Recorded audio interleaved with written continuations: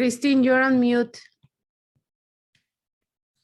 Welcome in, everyone, today. Thank you so much for joining us. We have assembled here. We're going to call this meeting to order now at 7 p.m. on March 24th. And this is a public meeting of the City of Portland's Police Accountability Commission. If the Spanish language interpreter, Dalia and Maria, can please give the information on Spanish language interpretation now, that would be most helpful.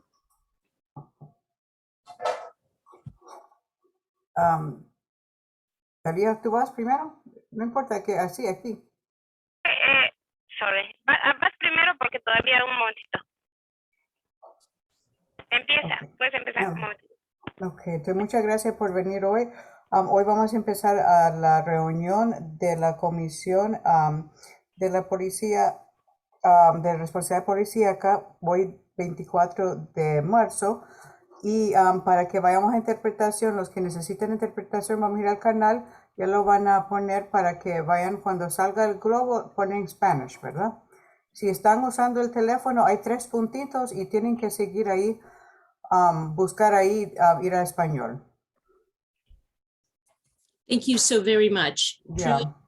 Truly appreciate that. Thank you. Okay. Ahorita voy a ir yo al español porque ya me salió como intérprete, entonces ustedes también ya se va a activar el canal de español, el globo, ¿verdad? And the Spanish interpretation should be coming up. Beautiful. Thank you. And the city also offers ASL interpretation, which is being provided by Amanda and Andrea.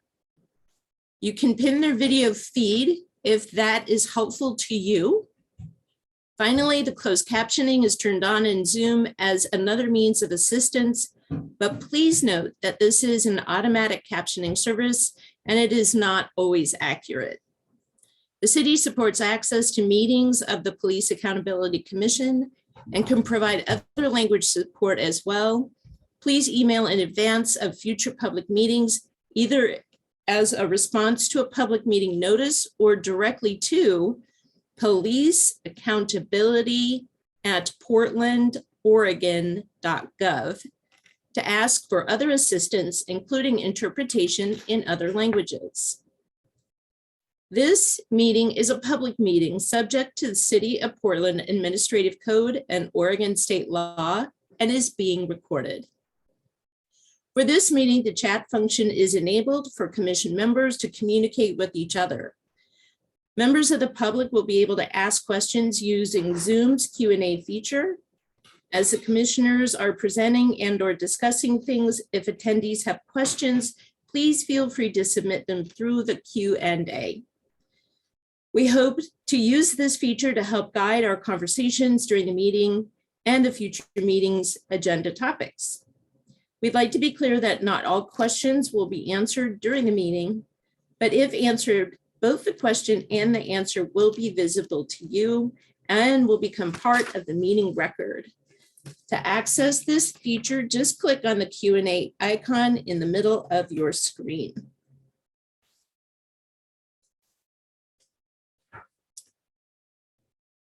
In all of my work in public meetings, I bring to my public meetings an awareness of the land upon which I live.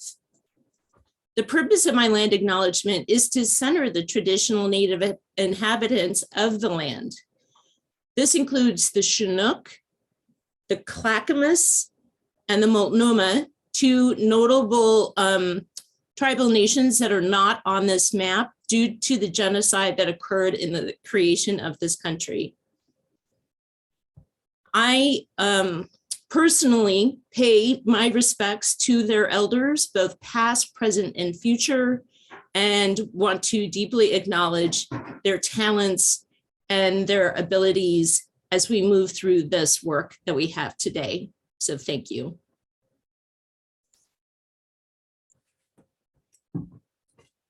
And I believe I am going to pass this over to the support staff to help frame the work that we're in.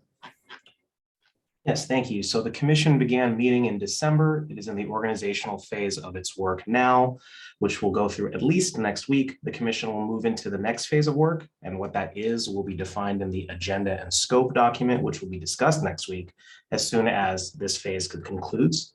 The phases of work after this one will develop the parameters for the new police accountability system before the commission presents that to the city council in 2023 for their consideration and approval. Today's meeting's primary objective, go to the next slide, please, is discussion, public comment, and the approval of draft values and goals, and then discussion, public comment, and approval of draft bylaws. If time permits, this meeting will also consider the draft community engagement framework, but it's also possible that that document, as well as agenda and scope, will be discussed next week. The commission has one more meeting scheduled in the organizational phase next Thursday, March 31st at 6:30 p.m. If today's meeting can approve values and goals as well as discuss the bylaws fully, the commission will be able to conclude the organizational phase in March. Commission members can take as long as they need to on each of these documents, but should also be aware that if values and goals are not finished tonight, we'll be scheduling probably multiple meetings in April to conduct the organizational phase, whereas if everything is completed today, then we would be able to move into April and go into the next phase of work. And following whenever those are completed, the commission will shift into that phase of work, which is being defined again in the agenda and scope document.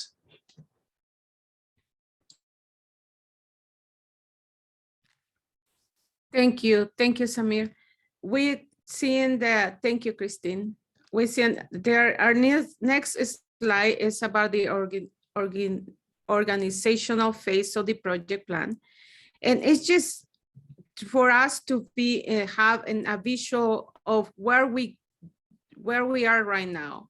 And we are on March in the blue corner, you can see finalizes values, goals, finalizes bylaws, finalizes agenda and scope, and finalizes community engagement framework. This is just gonna, after we finalize, the commission finalize, we give you the next phase.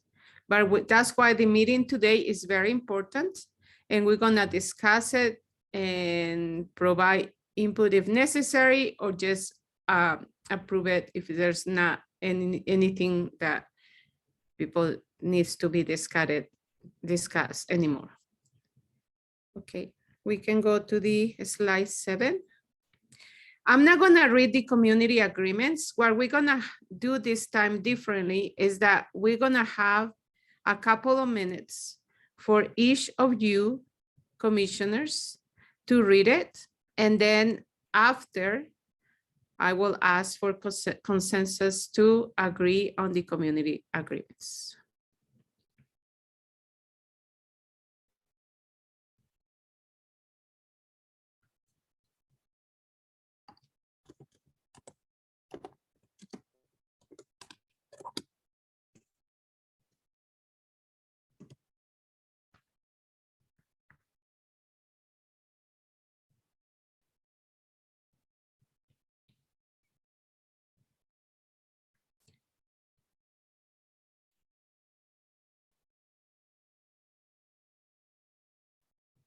Okay. I'm gonna ask if, give me your thumbs up if you approve the community agreements, and we can continue with the meeting. Everybody? Okay. Any question? No. Okay, then go ahead. Let's go to the next slide.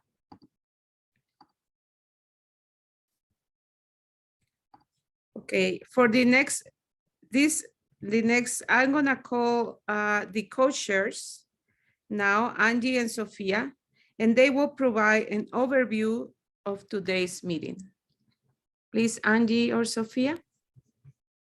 I can step in right now. And Sophia, if you want to jump in, just let me know. I can't see you. Maybe I'll scroll down so I can see you if you want to jump in. But tonight we have some important documents to go over.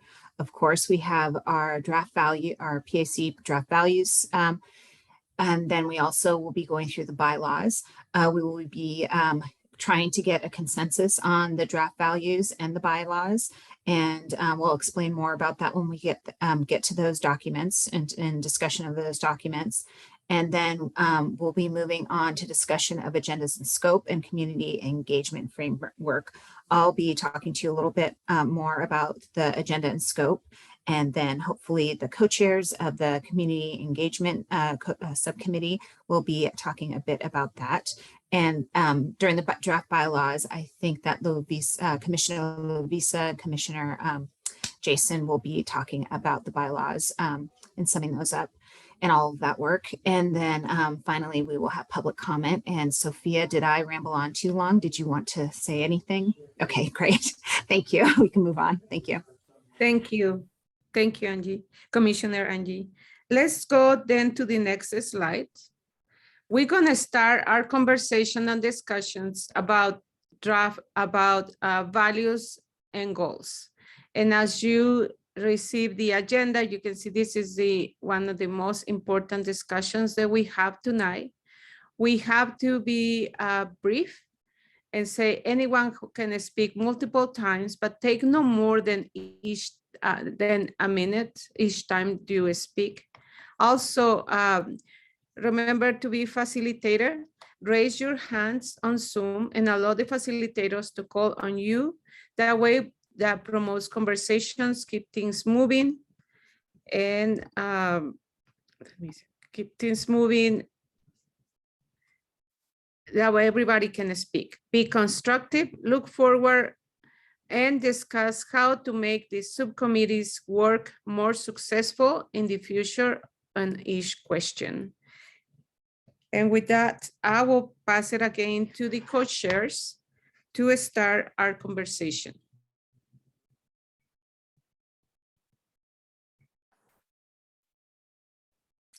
Okay, thank you so much, Victoria and Angie, for getting us started. So we're going to first do the values and goals. And I just, Angie, did you want to go over this first part? Yes, I can go over this first part right here. So I do want to remind everybody that we are hopefully going to take a consensus agreement on this at some time tonight, and that we have been working on this for a couple of meetings. Just wanted to remind everybody, and hopefully there's some pieces inside of the grid that we're going to see later on that have been added to help explain things too. So hopefully we can get through this so we can move on to the next phase, but we don't want anybody to feel like they weren't heard. So once again, I'll just start. I'm just going to read this. Below are the values and this is our statement. Below are the values and goals that the Police Accountability Commission commits to reflecting in its work, establishing a new accountability system and oversight board for police. These values include language from the City of Portland's core values, because the new police accountability system should help the city fulfill its commitments and hold the city as a whole accountable to those commitments. The Police Accountability Commission is committed to putting these values in action by fulfilling the listed success criteria in its work, establishing a new system which is fair, just, and reflects the concerns, needs, and desires of the community, including their criticisms of current accountability systems and structures. And I don't know if we are going to read word for word this entire document, but we are going to have some discussion on this. So I think, Sophia, did we want to move forward, or does anybody have any comments about this introductory statement? Okay, I'm seeing it looks like it's good, so we'll probably move on to the meat and potatoes of our document. And I am going to assist Sophia with this, but I'm going to let her speak. So thank you so much, Angie.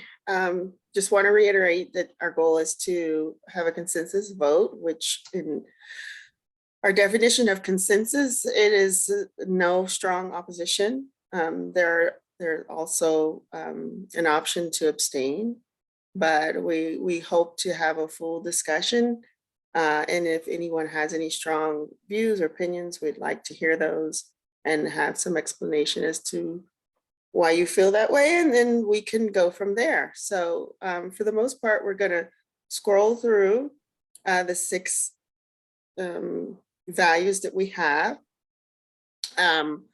We have some comments that I'd like to discuss at the end, but last week? Yeah, last week when we were talking about these, we made some small changes, and we moved a few things around, but there weren't any major additions or subtractions to what the group had discussed last time. So I'm going to scroll down a little bit, equity and inclusion. And we have these highlighted items in blue from Debbie, but I wanted to go through those after we go through the general portion and come back to those comments at the end, because she just added those this week, I believe. So are there any questions, objections, or discussion points for value number 1 for equity and inclusion? Yes, thank you, Commissioner and Co-Chair Sophia. I saw Charlie, Commissioner Charlie, raise her hand. Go ahead. I'm just curious about number 1, equity and inclusion over in the basically the outcomes. Number 4. I mean, number 2, sorry. Misconduct, does that really, does that include violence? I mean, it doesn't sound like it. We did talk about this last week, and there were several comments about which words we should use, right? I can't remember what those were specifically. If Samir can, this is the cleaned up copy, so I can't remember exactly what they were, but we had several explanations as to that, and we kind of looked at it and says, well, can we just call that misconduct, and that does that incorporate everything? So you're questioning, does that really incorporate? Yeah, it just seems to minimize it to me. Okay, so what we're going to do, just so we can get through the document, Charlie, do you mind? We're going to put your comment to come back to that. So we want to get through all 6, and then we're going to come back and discuss that further. Okay, so are we going to do that today at the very end of this, once we're done with all 6, or are we going to do it as we go along? When we're done with all 6, we'll go back to the top, and then we'll go through and discuss as a group in more detail. But we just want to tag it right now so that we can just get all the comments first, and then we'll scroll back. Okay, because then I have one on number 2 as well. The next one too. Okay. So let's see if there's anybody else who has comments on equity inclusion first. Okay. Sophia, Commissioner Sophia, I don't see anybody else raising their hands for number 1. Okay. We can so, number 2. All righty, thank you.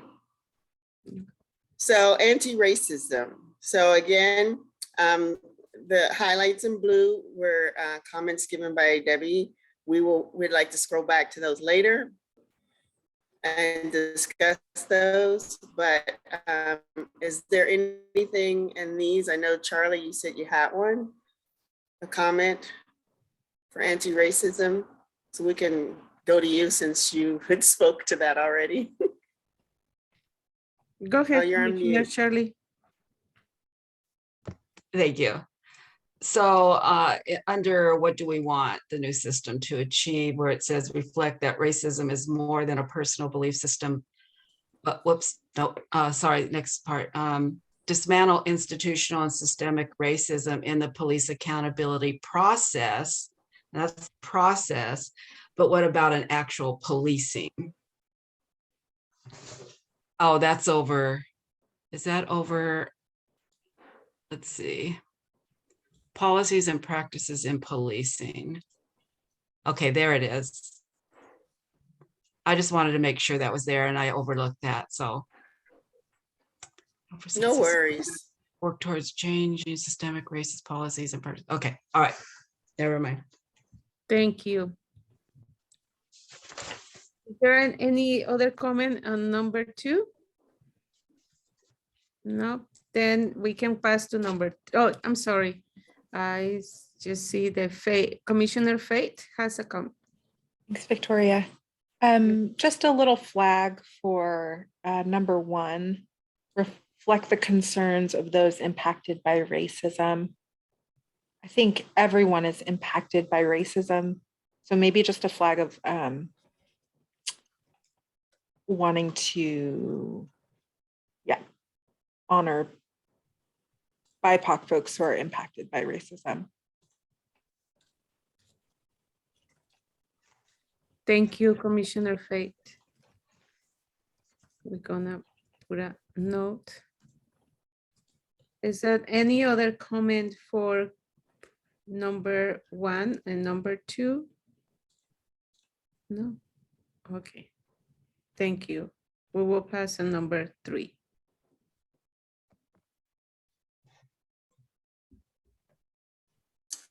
Okay, so we have harm reduction. And Sophia, again, I'm sorry, Commissioner Sophia. there are some comments from Debbie, and we're gonna get other items in harm reduction that anyone would like to flag and discuss further. Commissioner Charlie, you can go ahead. All right, okay, so let me see if I can get my notes straight. So become an avenue, okay, this is under system. What do we want the new system to achieve? So become an avenue to heal the harm caused by policing in our communities.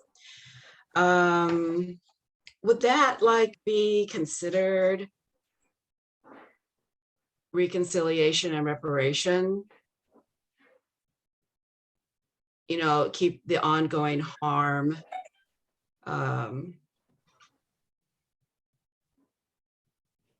Let's see, I'm trying to think of the right word. Because I know a lot of people out that I talk with and interact with, you know, reparation is really important, no matter how it comes about.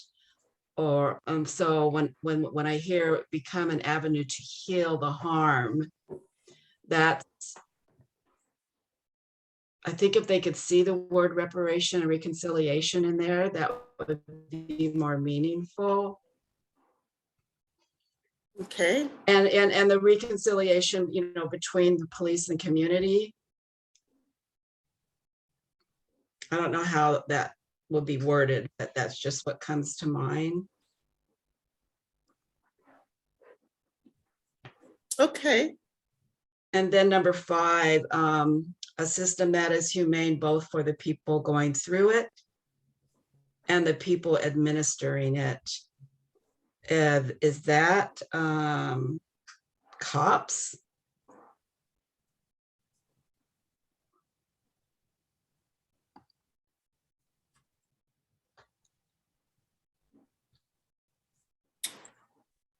I believe so, but it's not just the cops, it's the whole administrative system of policing. It's not just the police themselves. Okay, maybe. That was my understanding. Okay, maybe that we can elaborate just a little bit. Okay. It's not clear to me, it may not be clear to others. Okay. And Circle back. yeah, and 6, a system that employs professionals skilled in harm reduction throughout the entire process of police accountability and policing.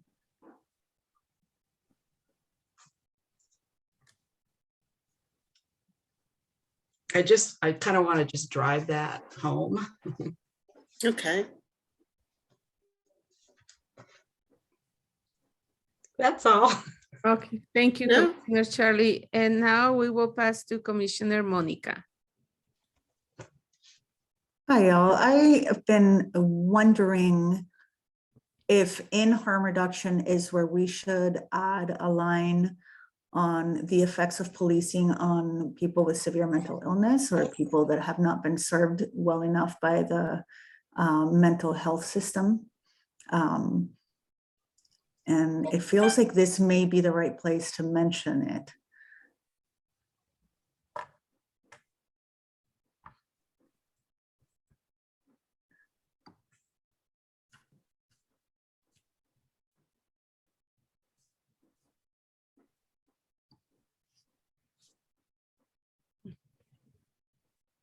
Thank you, Commissioner Monica. Is there any other comment?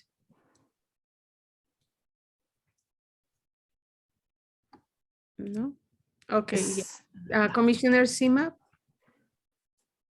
Yeah, I think it's very important. Number one, incorporate a trauma-informed lens into the work of addressing reports of police misconduct from the beginning to end. But are we just utilizing terms like incorporating trauma-informed lens? Because I think there should be, I don't know if this is the place to do it at this moment. It's good to have this in here, but to be able to make sure that we consider at some point revisiting how we create a trauma-informed lens for the board, whether through some form of active training, some form of, definitely some form of active training for to make sure that the board that arrives in this position is trained in having incorporate a trauma-informed lens.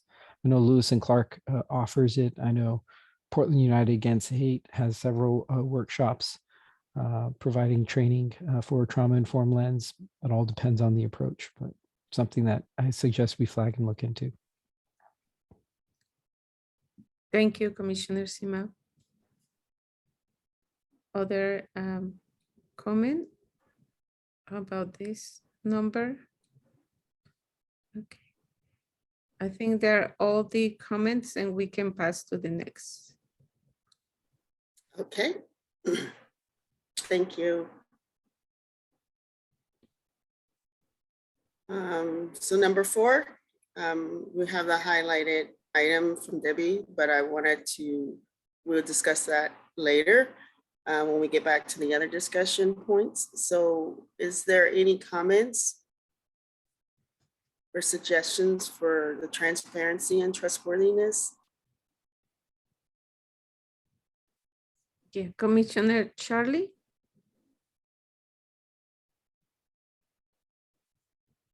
Okay, so number 5 under criteria. The public has access to information about complaints, processes, outcomes, and police misconduct, use of force, and use of force. Maybe that's what I wanted there, use of force. But anyway, is because it's complaints, processes, and outcomes supposed to include that. Doesn't make it clear to me.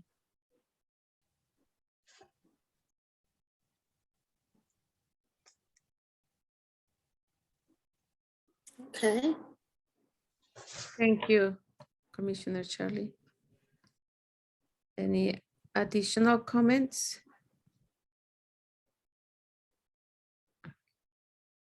Okay, we can pass to number 5. All right. Number 5, community centered.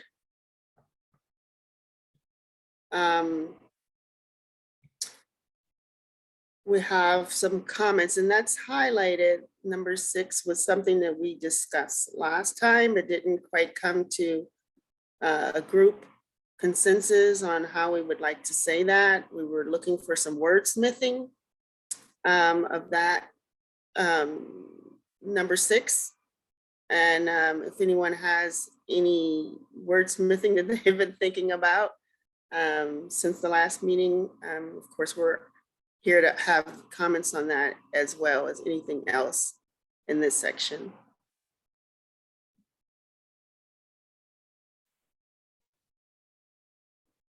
Commissioner Sima? Yeah, what are we defining bureau as? The city has many bureaus.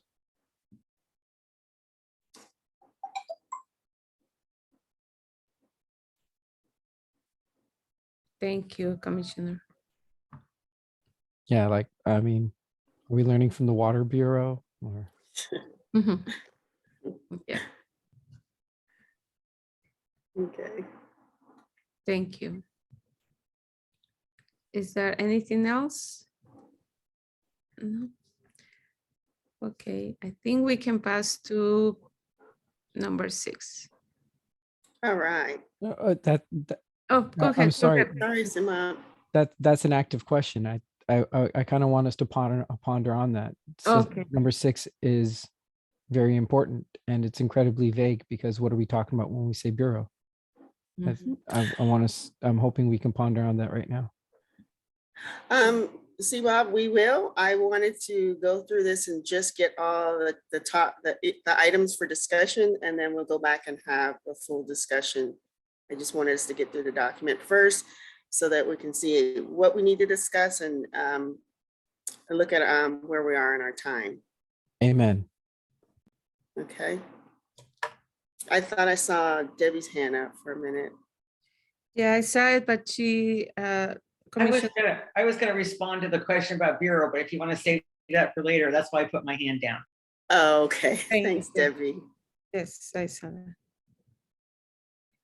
Okay. Any more comments on 5? Okay. On number 6, we also have comments in blue from Debbie. And I wanted to see if there are any other comments any folks have on number 6 for continual effectiveness.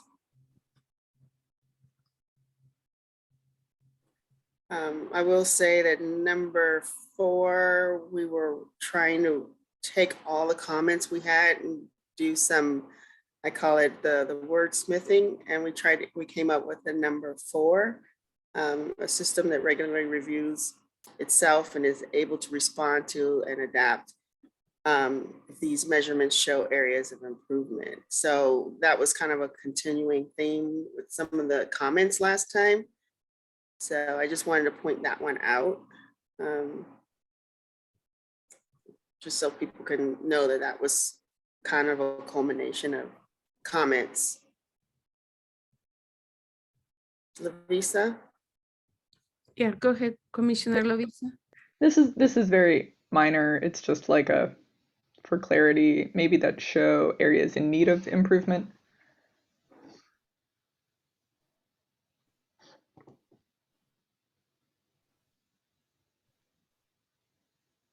And thank you, Commissioner Lovisa. And Commissioner Monica? I would add after in number 1, harmed by police, I would add swiftly to openly and fully, because I think it should be done quickly.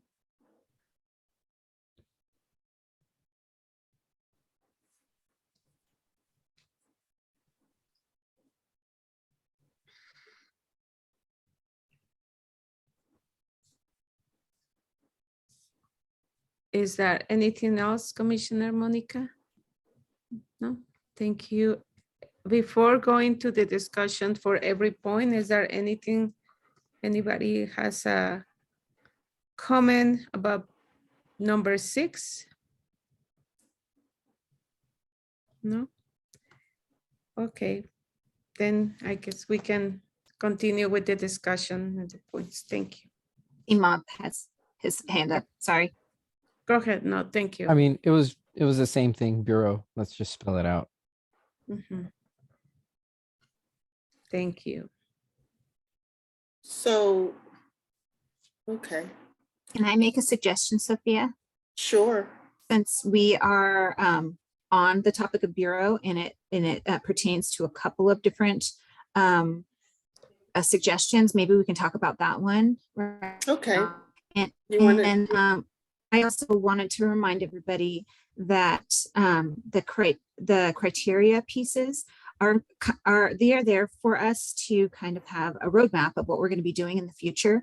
So their questions that they're the criteria that we want to get to the end of, we don't have to have answers right now, or possibly we could put suggestions of how to get there in the parking lot and discuss those at a further meeting, just for swiftness of trying to adopt this document and then move forward in figuring out how we're going to get to those criteria. So anyway. Thank you. And somebody's in my room now, so I'm going to put myself on mute for a moment. All right. So going back to what Angie, let's clarify these terms of bureau. And I know CMOB brought that up, and I think who else? Somebody else brought up the bureau. Commissioner Debbie wanted to give an answer. Okay. Commissioner. Did you want me to speak right now? This is Debbie. Sure, go ahead. Okay, so I mean, my assumption is that this oversight system is going to apply to police bureau members. And so, yeah, and perhaps just to make this clear, and I can't think of it, it could be anybody else. So I think if there's any confusion, then the smart thing to do would be to go through and write police bureau everywhere we say bureau, unless somebody sees something where it's not the police bureau. But I don't think the accountability system will have any jurisdiction over anybody except police bureau members. Thank you, Commissioner Debbie. And Commissioner Winter, please. Yeah, I agree that the police bureau is the primary subject here, but I also know that the public safety functions cross multiple bureaus. And, you know, that may also change in coming years. So leaving some flexibility may serve us well here. Thank you, Commissioner. Commissioner Faith?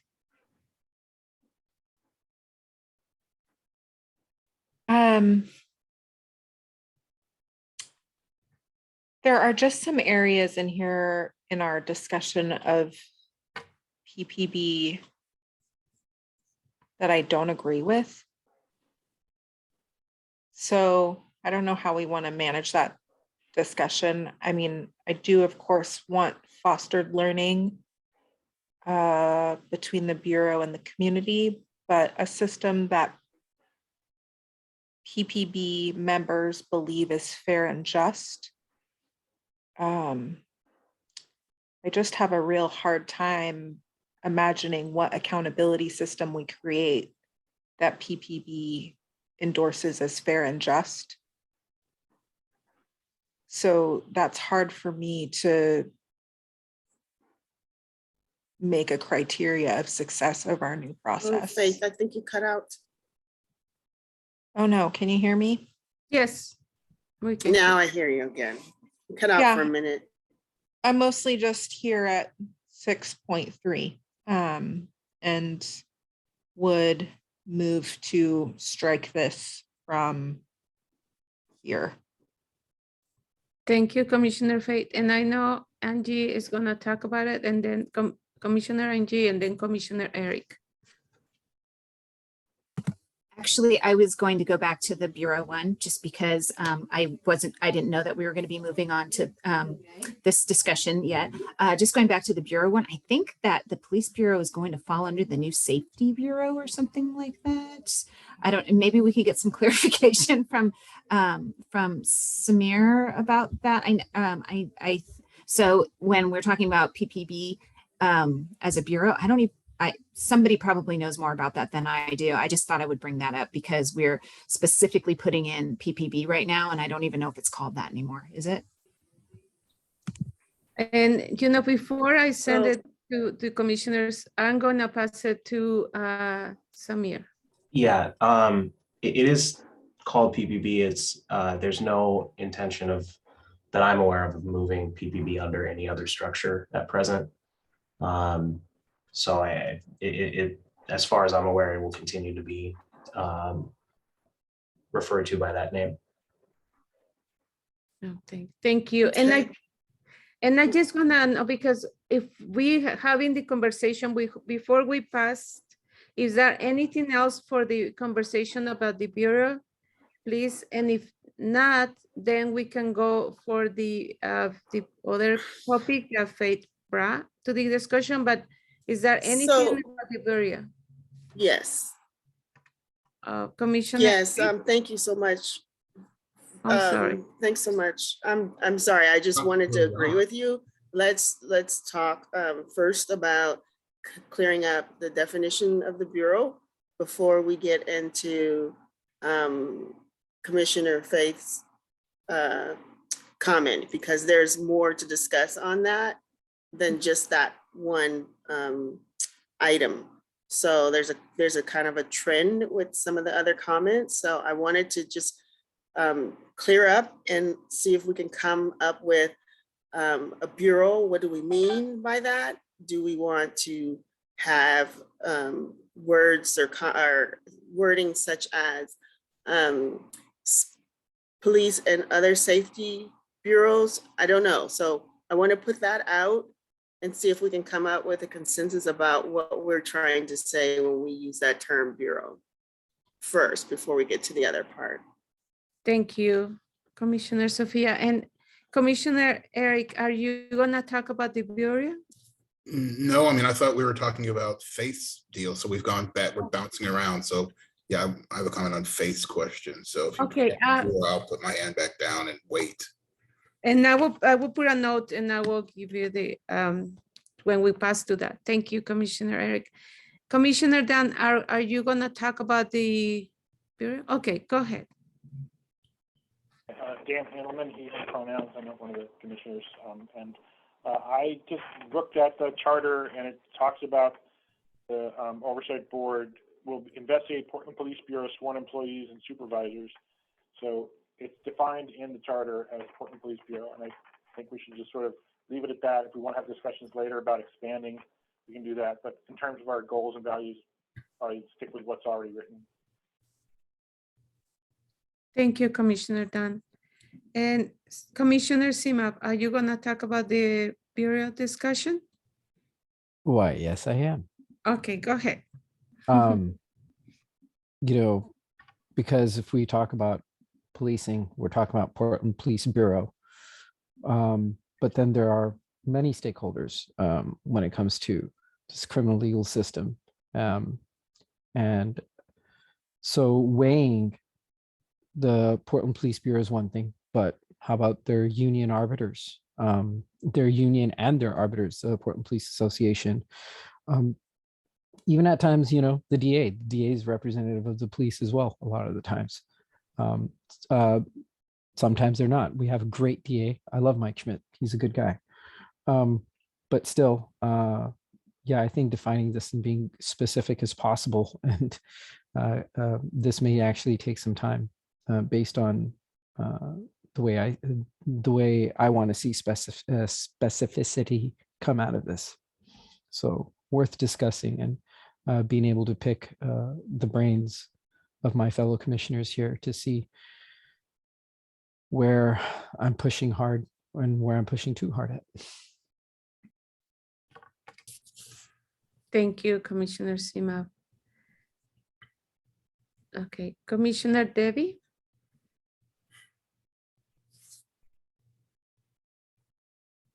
Sorry, I just had a little mishap with the technology. So I copied the passage that Commissioner Handelman mentioned from the charter. So that's what the charter says we're supposed to do, is it relates to the Portland Police Bureau. And I figure, I mean, our job is kind of big already, and maybe we're better off sticking to what the charter tells us that we're supposed to do.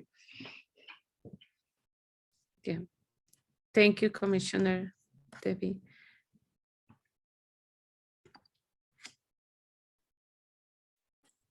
So,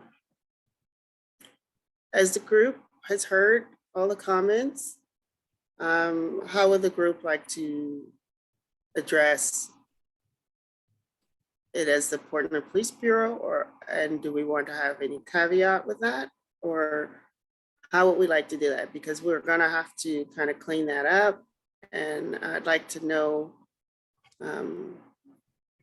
Samir, I believe, did you have some other wording that you might want to suggest? I have no wording to suggest on this because going in, my read was that the intent was to refer to the PPB with the term bureau, but that it's ultimately the commissioner's call what it is. I just didn't have any ideas. Thank you, Samir. And I know Commissioner Lopeza put something on the chat. Would you like to comment? Sure, this is just a slightly older. Actually, I agree generally with Debbie and with Dan that our scope is defined by the resolutions. But I was thinking, I was like, if we want something more vague, which just refers generally to both the PPB and people potentially working for this board who may or may not be PPB. We could say city employees and contractors, or we could say stakeholders. There's a couple of ways we could make this more general if we wanted to. But I actually want to say that I generally agree with Debbie. Thank you. So we also had a comment from Monica. Oh, I'm sorry, Lisa. Sorry, yeah, no, I realized that I had a question, which was I actually didn't know for sure whether the people who worked for this board would be PPB or not. And staff has put into the chat, by law, nobody who works for the new board will be PPB. That's also in the charter. So thank you for that clarification. Okay. Commissioner Monica said the criminal justice system as a suggestion. I don't know how you guys feel about that. I know it does cover more, but does the commission, my question is, does the commission have any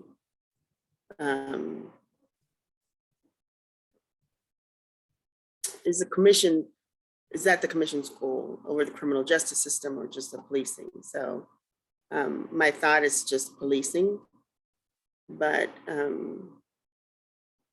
I just wanted us to come to a conclusion with the term really quick, if we can.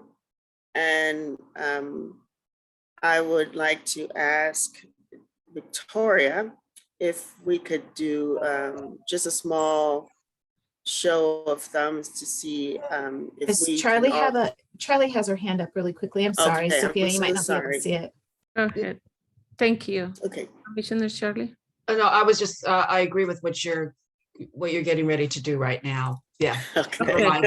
And I couldn't get to the hands down thing. Okay. Okay. Yeah. Because could we all agree that, go ahead, Victoria. We're all talking over each other. I know. It's okay. But if we all agree for what Commissioner Debbie, Commissioner Dan, Commissioner Lovisa, and Samir put on the chat about identifying the police bureau, and then we will go if they want to add something. But if I are all agreed to put the police bureau, please raise their hand or their thumbs up, at least to see we have consensus. Yes, okay, we have consensus, thank you.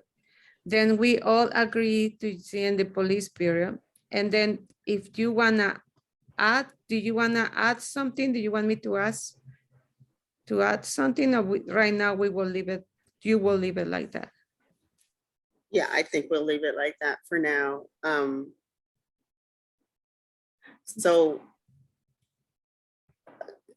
if we're done with that, I want to move on, and I kind of want to scroll from the current view of item 6, number 3, had brought up.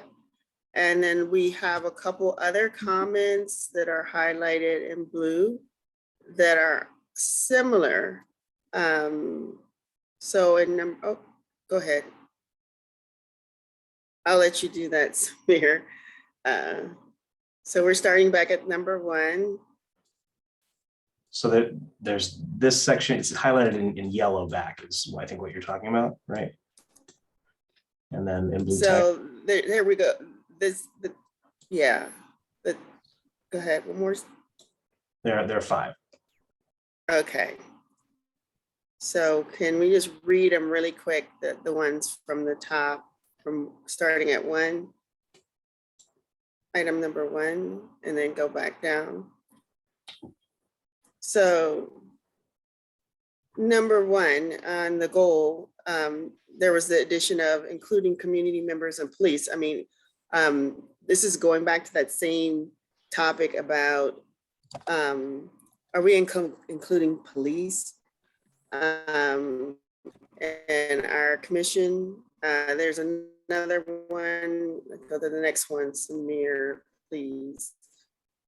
The next comment. It's number 5 under harm reduction, a system that is Yes. both for the people going through it, bureau members, which will now be PPB employees, will be the addition, and then it continues and the people administering it. Then the third one is under transparency and trustworthiness. It previously said build and earn trust from the public. It now says the suggestion is build and earn trust from the public and police. Under community centered, there was a system that fosters learning with the PPB and the community. And then under continual effectiveness, there is a system that bureau members believe is fair and just, which would now be PPP employees. And this is a new suggestion. Is not modified the existing part. Okay, thank you. So my question to the commission is, is this commission here to, as Faith said, are we here to get approval from the police for what we do? I'm just asking that as a question. My thought is this commission was created because there's issues with the police bureau, and the police bureau and the way they've been policing has never been fair to a majority of the folks in our community. So if the police were doing these things and they were agreeing with the community, they've been doing a pretty poor job, and the voters have decided that they have not done what they needed to do, and thus has voted for this commission.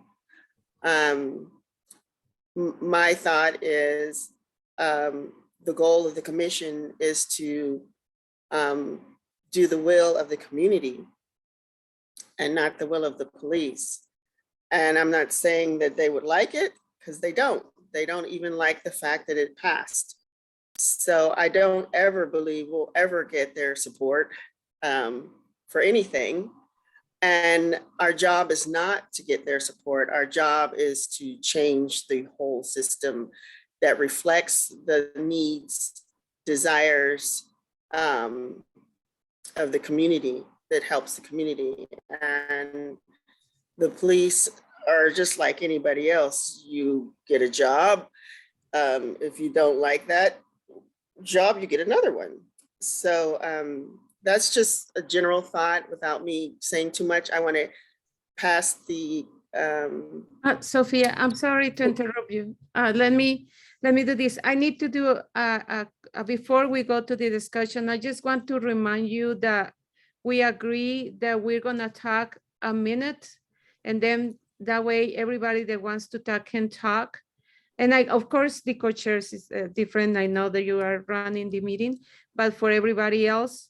And before passing, because I told Eric he was next when he was gonna talk, he's gonna be the first.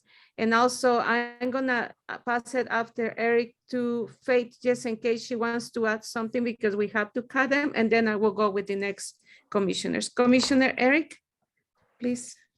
Thank you. I'll be quick. I mean, I think that I'm one of the ones that have been pretty vocal in saying that we need to include the voices of PPB, and they need to be heard. We can't leave them out of the process, but I definitely don't believe we need to have them bless the final outcome or believe necessarily it's fair and just. I think a good goal would be that they feel that they've been heard in the process. But I think looking for them to find it fair and just I just don't know that that's going to happen. So I think it's admirable, but I think if they just feel that they've been heard, I think we've done our job. Thank you, Commissioner Eric. And again, Commissioner Faith, would you like to add something for your comment before? Yeah, I think that we just, in looking at all the yellow highlights where PPB is particularly called out, I would just want to have a critical eye to the language of that and why we are calling them out as separate than community, or why they have a particular call out where we're not calling out other distinct communities. So I'm really, really uncomfortable with some of the way PPB is mentioned in this document. Thank you, Commissioner Faith. Now I will pass it to Commissioner Debbie. So the reason I suggested some of these additions is because now, first I want to make sure I understood correctly from the document we got a couple days ago with a lot of the background information explaining that what we're writing here doesn't apply to our commission, it applies to the new oversight board. And if I'm wrong about that, tell me and I'll stop talking right away. But if it applies to the new board, it seems to me we need to have a system that is fair to all parties. And the reason I feel like we need to sort of somehow, and the words that I suggested in this, it doesn't need to be that way, but somehow I feel like we need to indicate that the intention is the new board will be overseeing a system that's fair to not only people who are involved with instances of police misconduct as far as from the community, but also to the police who were involved in those cases, because there's a potential that this whole thing could be challenged. And so I want to make sure that we're communicating that the concept is a fair system for all. So that was why I put some of these ideas in. Thanks. Thank you, Commissioner Debbie, and I will pass it to Commissioner Charlie.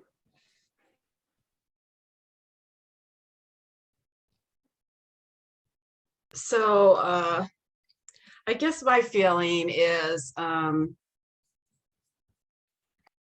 the system's been more than fair to PPB for far too long. I mean, and fair isn't even the right word to use there, but and we've heard from PPB far too long as well. I mean, they've had too much say in all of this, and it's my feeling, they're never going to trust and support us. They've proved that in too many ways over decades of my life interacting with them. And I feel like we're doing this to protect us. They have a ton of protection, and now it's our turn. So that's just my 2 cents. Thank you, Commissioner Charlie. Now, Commissioner Dan. Thank you. That the gist of these need to be sort of focusing on what people have just been saying. Like if you look at number one, it says irrespective of identity. I don't think we have to say including community members and police because we already said irrespective of identity. I think we can, I'm hoping we can pull that one out. The second one that we're looking at now is under number 3, under the harm reduction. It says humane for people going through the system and people administering it. People going through the system include the police bureau members. So again, I don't know if it's necessary to mention them there. And the trust and trustworthiness one, and this is where we're just having this discussion, earn trust from the public and the police. And I think that's an important one, because best appeal hearings that have happened under the Citizen Review Committee system are the ones where the police show up and explain publicly why they did what they did. Even if we don't agree with them, and even if sometimes, and very rarely, that left them with a sustained finding against them, I think it's valuable for us as a community to hear from the police to explain their behavior. And that's the part that we need to earn, their trust, to willing to show up and be part of the system, even if they don't sign off on it or think that it's great or challenge it in the court of law. So I think that's a goal that we need to look for, is that the police trust it, and not in the same sense that we need to trust, but just that they will be willing to show up and be part of it. So maybe we can say that in a different way. And then that also reflects, as I said, kind of in that last piece that we were looking at in number 6 about, it's not about bureau members believe it's fair and just, but it's just that they will be willing to show up and be part of it. Thank you, Commissioner Dunn. Commissioner Sima?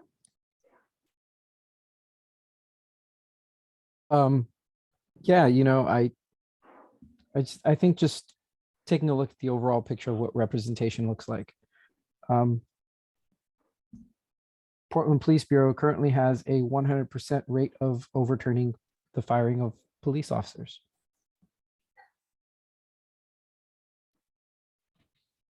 I'm not done yet, but I want to rest on that for a second.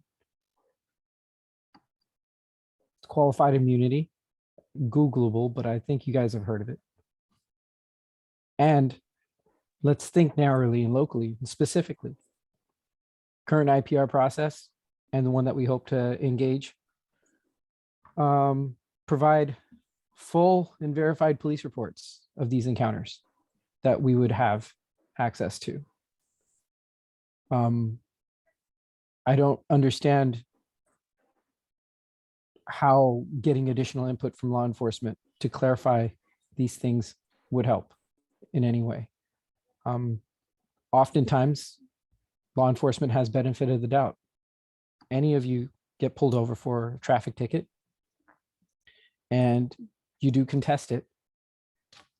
If it's not clocked by radar, if the officer tracked it, it's your word against a uniformed officer in the law in the eyes of the judge in the court, and the judge will weigh accordingly to the officer 100% of the time.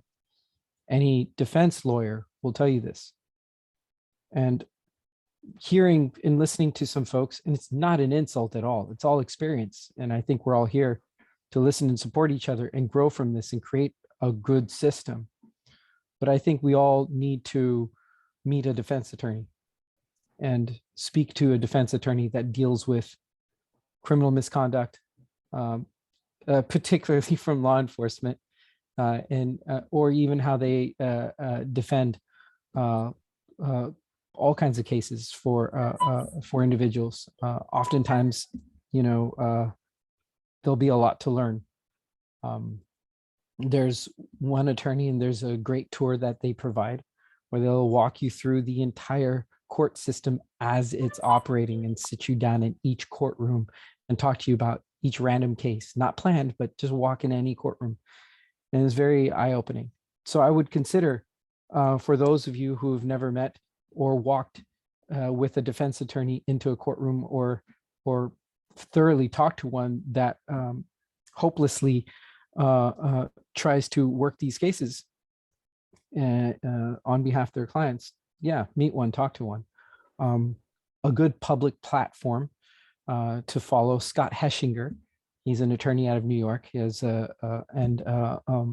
he has a great Twitter thread constantly on this stuff. But we also have some great local attorneys I'd be happy to introduce you guys to. But of those 3 points that I just offered you guys, the final one is probably the most easiest one to work with.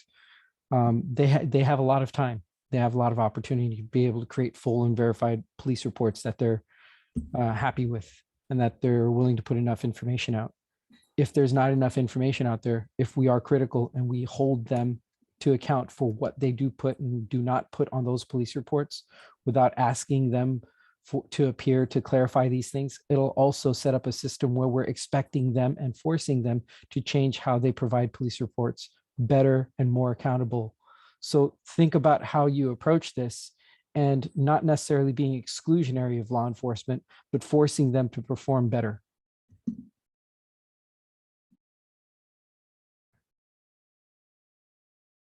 Thank you, Commissioner Simao.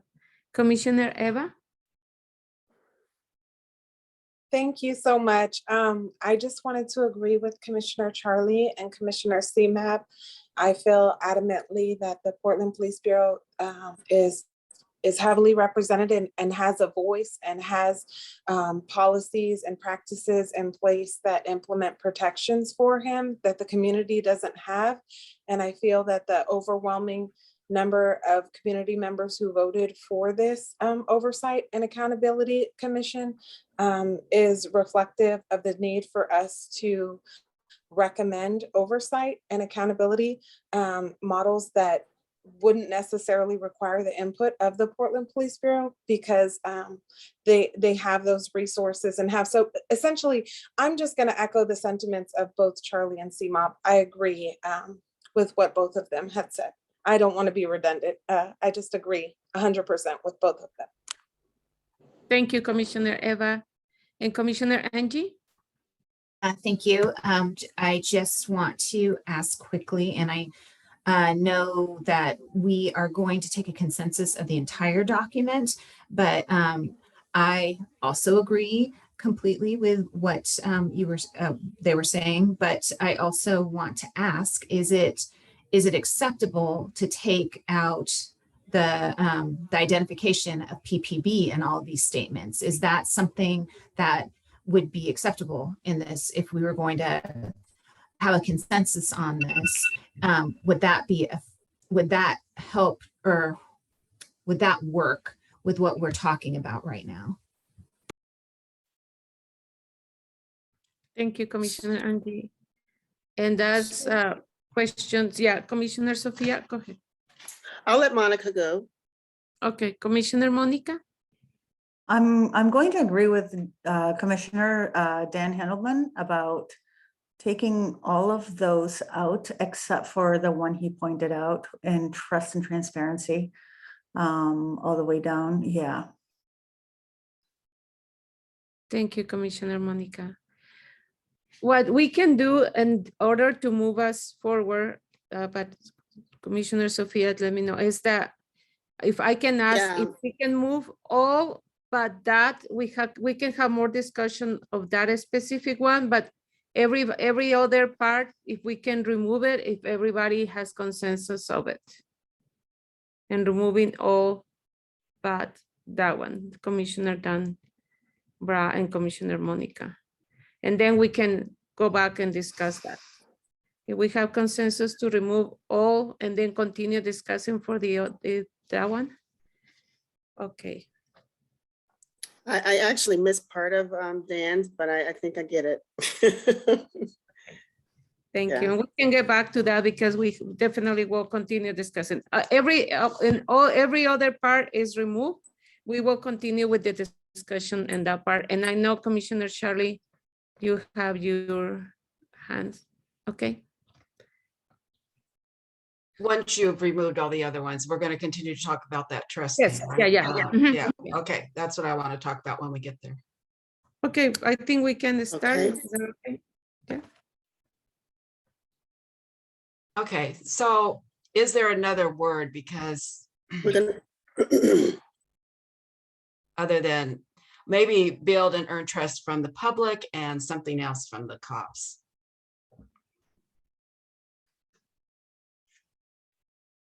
my idea, are you suggesting, Charlie, that we take out police bureau and then put in something else? No, up on the what number is that? Yeah, keep scrolling right there for number 4, where it says build and earn trust from the public and police. Yeah, go ahead. Well, build and earn trust from the public, and then something else. I don't know. from the police, because that just seems an impossibility. And what Dan said, he at least would want them to have been invited to the table or something. I forget exactly his words, but yeah, that still just lands really wrong. Like I said, I don't feel like we'll ever learn the trust of the police. Can I make one comment, just to say that that was added on as a suggestion. We don't have to have that as a commission. I think, in my personal opinion, the police are part of the public. And if we just left it at public, would everyone be okay with that? And or community? okay, I know Commissioner Catherine, Commissioner Sima have their hands. And and then Commissioner Charlie, but I will pass it to Commissioner Sima and Commissioner Catherine. Or she doesn't have your hand, okay. Commissioner Sima, go ahead. Yeah, I'm with Commissioner Wesley on this. There's just a discomfort behind saying that we want to earn trust from the police. I mean, I think the way it's been going, if again, we're here simply because the police have never been concerned about public trust when it comes to their practice of work and what we complain about. You know, argue amongst yourselves about, you know, good cops and bad cops out there. And I'm not to say one or the other. I'm just saying that based on, again, the pointers that with the overall picture that I even offered for you, it's not necessarily about building and earning trust from police, but creating a system that's impartial and that creates accountability, especially in an independent police review process. We're here to review their conduct and have findings about it and do it honestly. So why are we trying to put a chocolate under their pillow with this language? Why do we have to worry about like how we earn trust from police? That we need to earn trust from the public and shape public's perception on accountability for police to be able to shape police's work and how they're accountable and how they become better. Yeah, thank you, Commissioner. And I'm sorry, it's just that people have asked me to keep time. Thank you very much. And then Commissioner Catherine, do you want to say something? I was just going to offer the word stakeholders as a neutral, more neutral word, builds and earn trust from the public and stakeholders. But I'm also fine with just leaving it as public or turning public into community, which is really how we resolved the issue with the other and the other points. Thank you, Commissioner. Thank you. Commissioner Angie and then Commissioner Eva. Thank you. And thank you everybody for all of your input. I really, I appreciate everything that you're saying. And I agree with so much of it. I did want to ask one clarification question in that doesn't the charter language say that we will be this new board will be able to compel testimony from officers? Not that, I mean, so that there's a problem with IPR getting officers to participate in the process, but this new board will be able to compel them, and maybe I can get some comment from Dan on clarification related to that. Thank you. Thank you, Commissioner. Commissioner Eva.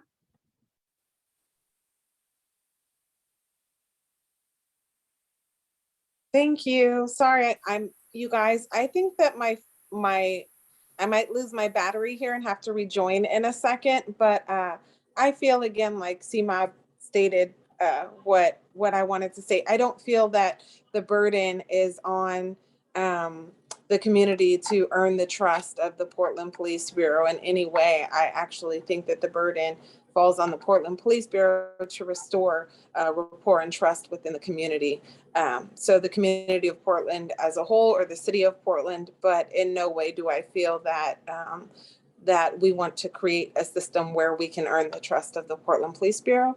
I feel like, again, they have that power and privilege, and we have been the ones oppressed. The community has, or many in the community who have experienced different situations which have led to a demand for oversight and accountability. So I think that the burden should be on the city, and that we shouldn't be trying to create a system where we can earn their trust, but actually, contrary to that, implementing a system in which the police can be held accountable, and ultimately by demonstrating accountability, that ultimately the goal would be that, that we can repair some of the damage that's been done, but I don't know if it would restore trust.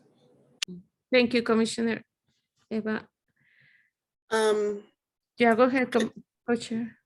So I'm looking at our time right now, and I know our goal was to get a vote on this section today. As Samir spoke earlier, if we don't get a vote on this today, we will be getting into April before we get to our next session. So in saying that, I don't want to cut anyone's voices off, but what I would like to do is see if we can come up with, if we can answer another question that would help us with this. And if Samira, do me a favor and scroll to the top of the document, that in that statement at the beginning of our values and goals, one more time. Below are the values and goals of the Police Accountability Commission. It commits to reflecting its work, establishing a new accountability system and oversight board for the police. It didn't say that it's approved by the police. These values include the language from the City of Portland's core values, because the new police accountability system should help the city fulfill its commitments and hold the city as a whole accountable for those commitments. The Police Accountability Commission is committed to putting these values into action and fulfilling the listed success criteria in its work, establishing a new system which is fair and just and reflects the concerns, needs, and desires of the community, including their criticism of current accountability system and structures. Do we agree with this as a commission? So if we agree with this as a commission, why do we need to have these statements in there about, in the commission, in our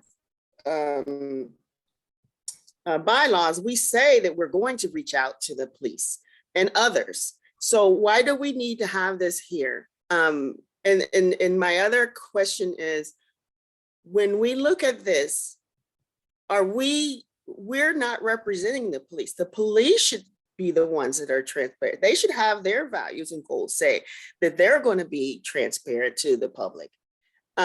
So we're not speaking for the police here. We're speaking for the community. And I want to just go back and say, if we believe that first statement, do we really need to get into, can we just not go into this, having this police being a part of this, and knowing that in our bylaws, we will already be talking to the police. It's not as if we won't be communicating with them.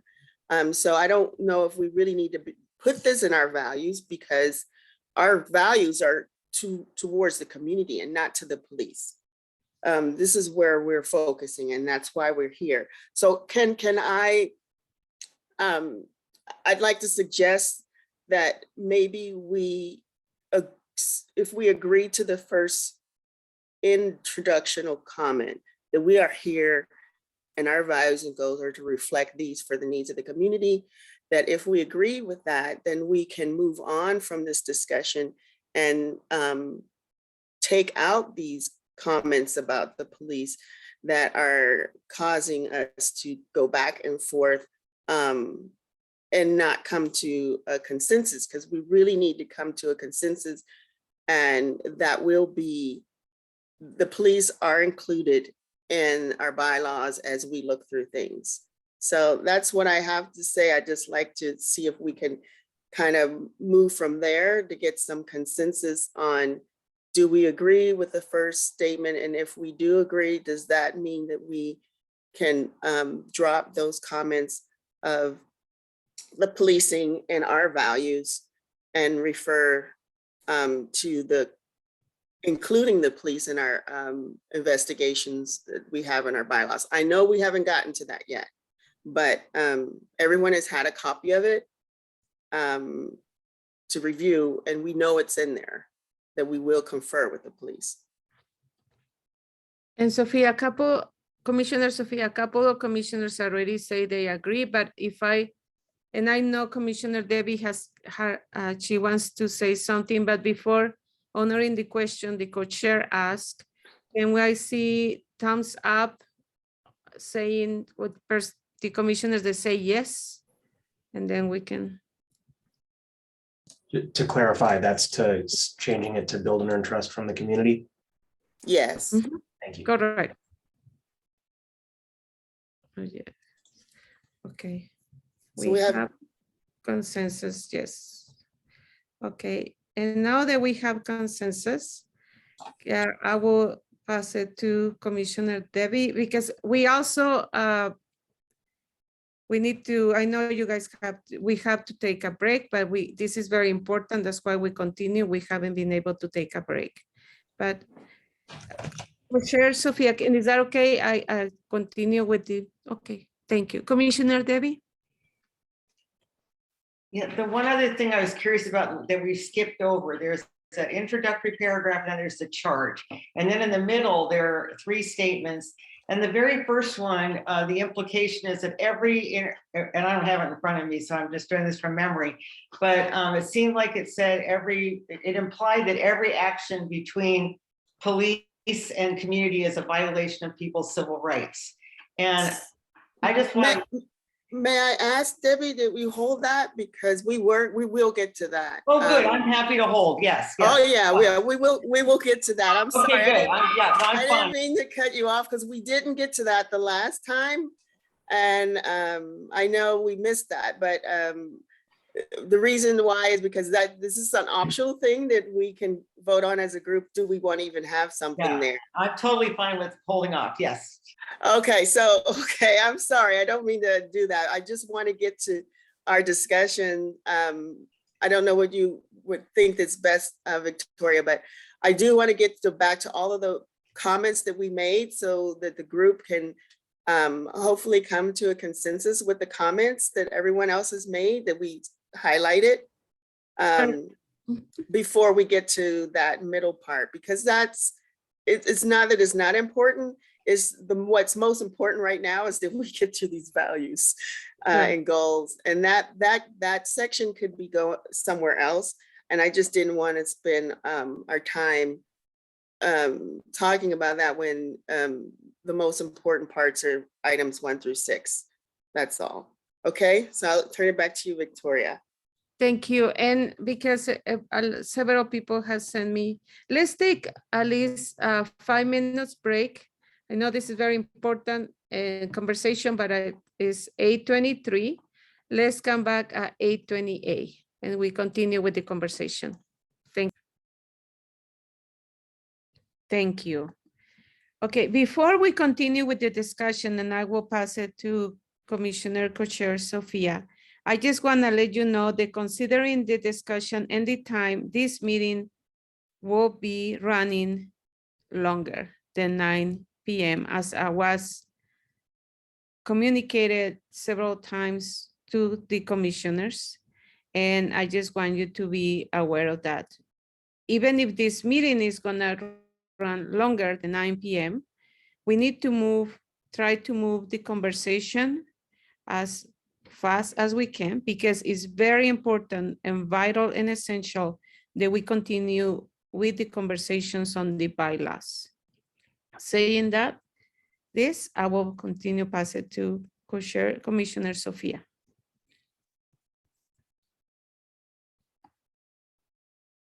Okay, thank you so much, Victoria. So the plan now is to go from number 1 all the way back down with the commissioner's comments for the group. I think the first comment was suggested by Commissioner Charlie.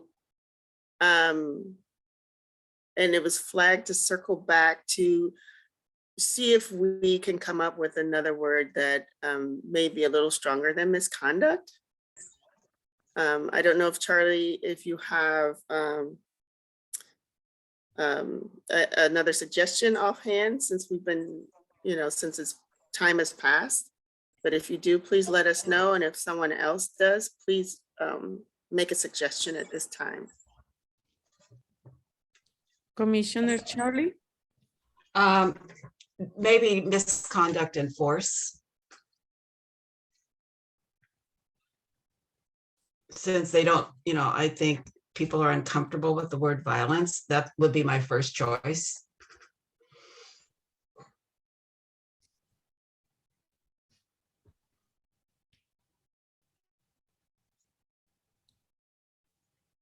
And Commissioner Debbie, you put something in the chat. Would you like to comment? Oh, I just was trying to think of another way to say misconduct. So I put in, they have directives that they're supposed to follow. If they don't follow them, then they're breaking the rules. So maybe that's another, and it applies to everything, not just, minor things. So that might be a different way to say misconduct. Okay, thank you, Commissioner.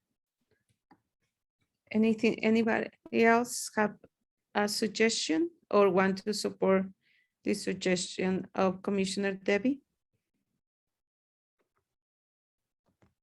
What if we say excessive force? I know force is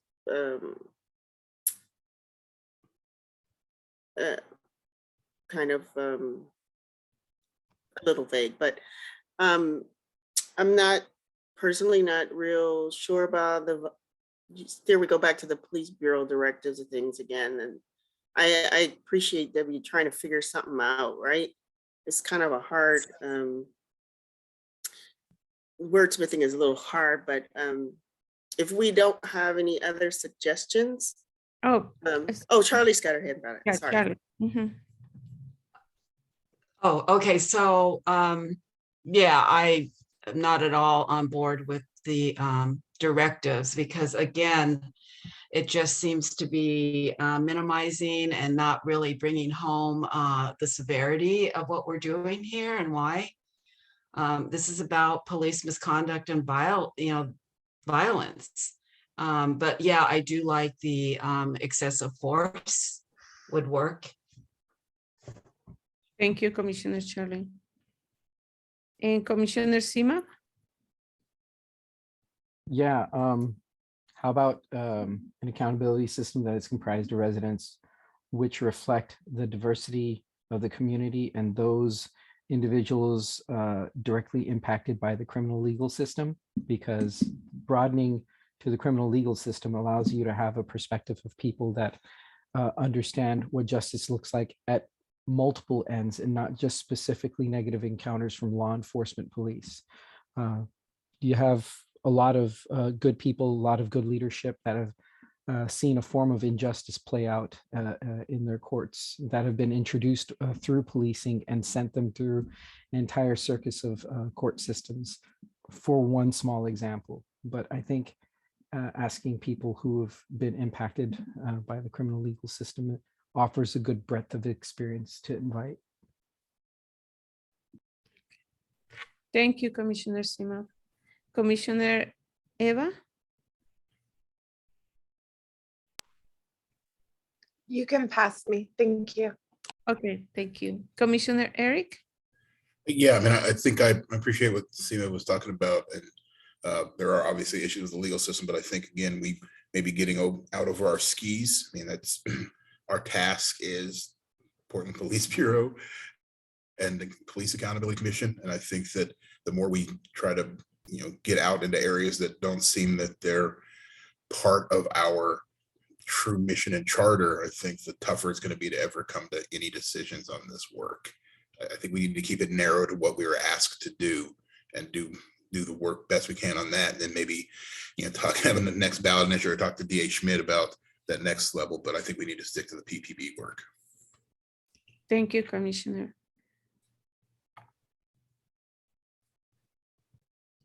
Commissioner Charlie, you have your hand. Oh, you want to take it? Okay. Sophia, Angie, commissioners, I don't know. I think they're all the comments for this point. Okay. So it sounds like I just like to suggest I'm just watching him, right? Before I say anything. So we're going to go back up to 2. And let's, is everyone okay with up to excessive force as the edits? And I know Commissioner Angie and Commissioner have their hands. Yes. I'm sorry, and I don't want to drag more time into this. And with all due respect to Commissioner Eric, I really agree with Commissioner Seamom's statement about the legal system. We're getting in I know that it is for police that we are supposed to have a narrow view. But I don't know.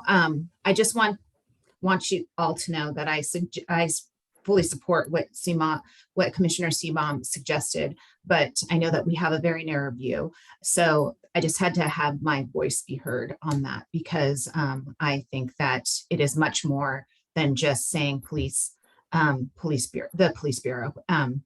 But we have to get into that discussion later. Anyway, I'm sorry. Thank you. Commissioner Eva and then Commissioner Dan. I just wanted to ask from other commissioners, would it be appropriate to say unreasonable and excessive force? Because sometimes there can be force that maybe doesn't appear excessive, but is unreasonable and not substantiated. So I was just wondering if others felt that was appropriate. I think that it would kind of broaden that scope a little bit in terms of the accountability, not just for the excessive force, but also any unreasonable force, illegal, unreasonable, or excessive force. I don't know, unconstitutional force. There are so many different words that we could put in there, but I was just curious if others felt that just saying excessive force summed it up, because I felt like maybe unreasonable or unconstitutional doesn't fall under the umbrella of excessive, but is something else in its own right. So I just wanted to ask what others thought. Thank you, Commissioner. And I'm fine if it stayed the way it is too. I just wanted to put that out there and hear their thoughts. Thank you. Commissioner Dan? Yeah, well, this statement is not about the acts of violence or misconduct that the police are doing. The statement is about the residents who are going to be sitting on the board. And I think, therefore, I would support Commissioner Husseini's addition for words and just strike everything after that. So those individuals directly affected by the criminal legal system. And in fact, the parts about, defining unreasonable force and violations, directives, use of force, there are a lot more things that the police do to the people in the community, like just pull them over, harass them, that we're not even really talking about. And those things are not even necessarily the violations of directives or misconduct. They're things that, unfortunately, some people in the community ask the police to do. So I think this broader definition is a better one, and we should probably stick with that, and that way we can hopefully move on and get to the bylaws. Thank you, Commissioner Dan. And I just want to remind you what Samir just right for everyone. It's just that if we spend, there is other points, if we spend only 2-3 minutes, we can probably finish on time because there are some commissioners that will disconnect even if the rest of us stay until we finish. And Commissioner Lovisa say, agree with Dan. And can we ask about consensus? Oh, I know Commissioner, because I don't know you want to talk, but I need to send it to people that hasn't participated first. And I will pass it to Commissioner Winter and then we can ask for consensus. Oh, my comment can wait until after consensus. Okay. Co-chair, is that okay? We ask for consensus on this point at this time? Okay. If everybody that is agree and the consensus of the last comment of Dan's suggestion, can they have their thumbs up? Let's see, we have consensus. Okay, perfect. Thank you. We have consensus. Then now I will pass it to Commissioner Winter. Thank you. So I have a suggestion that I hope the commissioners will be open to for how we proceed through the rest of the document, recognizing that this is the third meeting that we've spent on this document and we have to get to the bylaws and the other documents that are before us.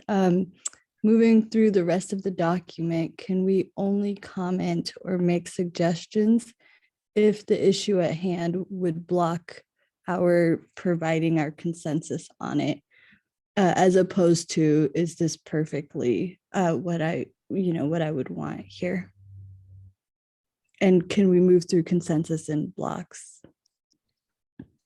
Thank you, Commissioner Winter. And it's a beautiful suggestion. And we're not looking for perfection. Remember, perfection is a symbol of white supremacy. We're looking to have and accept non-disclosure and the words, this is a live document and not every of your documents have to have everything.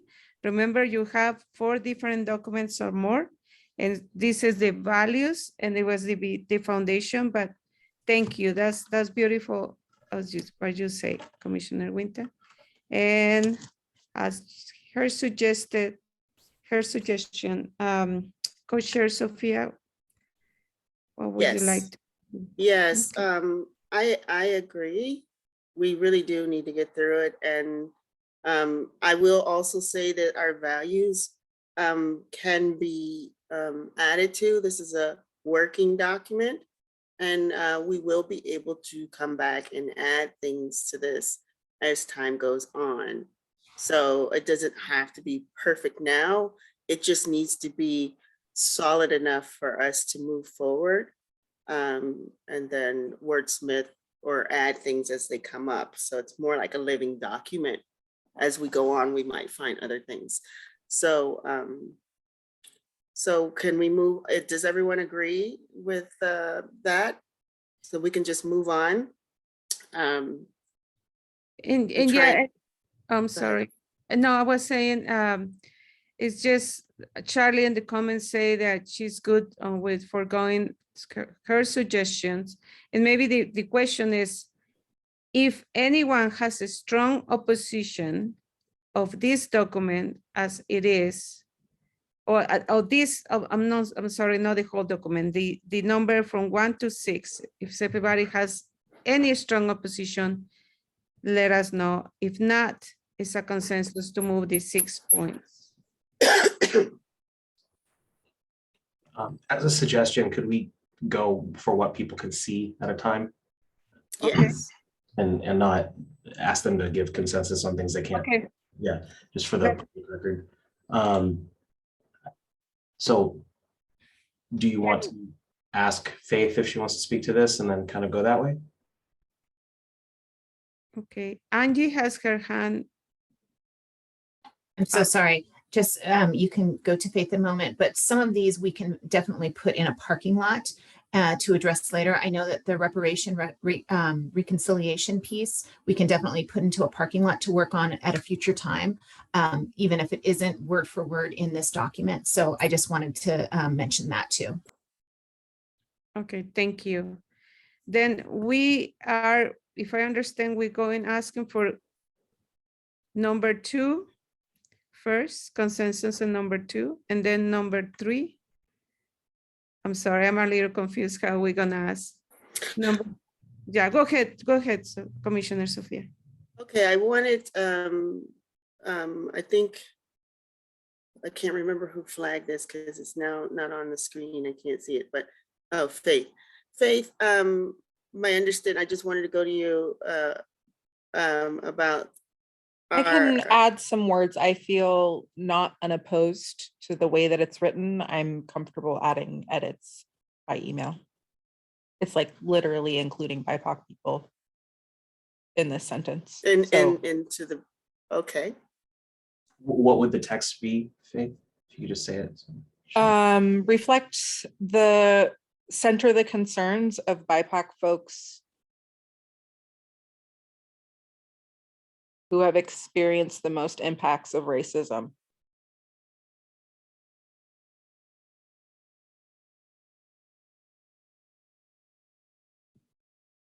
Sorry, that sound came in the way. Experience the most racism, experience the most impacts of racism. Yes.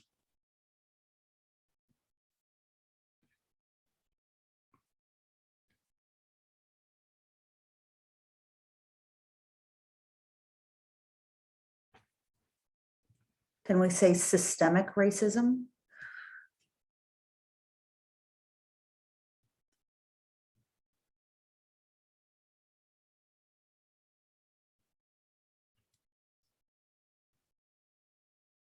Okay, anyone else have any comments on that one? I just wanted everyone to sit on that for a minute so we can move on to the next, number 4 in particular. I had a little bit of wordsmithing with that, working towards, and I didn't like the working towards. Sounds like, you know, you could be working towards something all your life, right, and never get there. So I liked just having that will change. We want to make change. We, you know, I guess we've been working towards change forever and it's not changed. So that's just my thought, just to remove working towards and just leave changes that will change the system. And that's the only comment I have. Do we have any others from the group?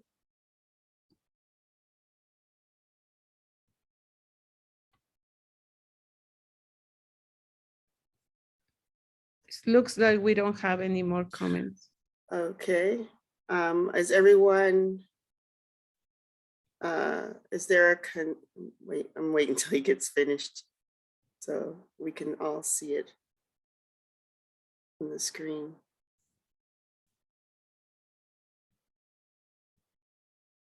Come on, Samir, speed up. Working on it. So the decisions between the old and the new suggestion, right? Okay. So I'm just wanting to get to consensus. As 1, 2, 3, and now the new suggested 5. Is there a consensus that we can have, or do we have any comments on those? Or any strong feelings? Okay. Commissioner Dan? I'm just wondering if our scribe is starting to get tired, because I think the end of number 1 is supposed to be gone. And I think that what has been typed in right now is number 4 as the old. I think that's what co-chair Glenn was just saying that we should be including, and that the new one was the thing that we were, suggesting to get removed. No. Yeah, I'm sorry. That is correct, Dan. The new suggestion is the Debbie suggestion from before. Okay. But then reflect the concern that those impacted by race. Number 1 is redundant at this point, right? Yeah, I'm sorry. I didn't understand. I'm talking, I said the wrong thing. I meant definitely not to have that reflected part in number 1. 1 through 4. Consensus on that, or any strong feelings? Thank you, Dan, for correcting that.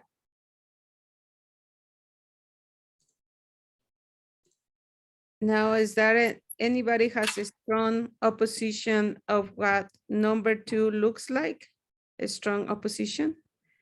No, then we have consensus and number 2, correct. Then now we can go to number 3.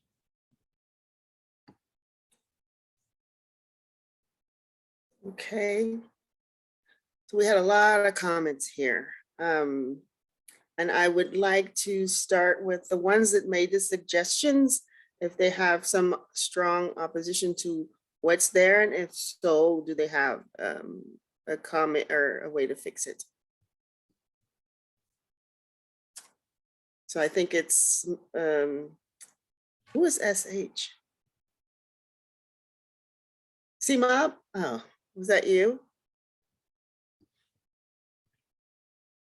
I don't know. I think so. Okay, I'm looking at Yes, SH. it's me. I'm like, okay, S, oh, son. Okay. So I want to start with yours. Just we're going to go down the line. Is there any strong opposition to your comments? And if there are, I mean, to the way it is, if there are, do you have something to correct that?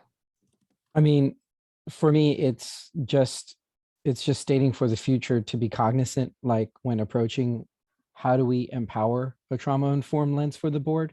That putting it on here is using word, but I don't want to be able to co-opt a term. I actually want to make sure that there's a practical effect to it, but how do we do that?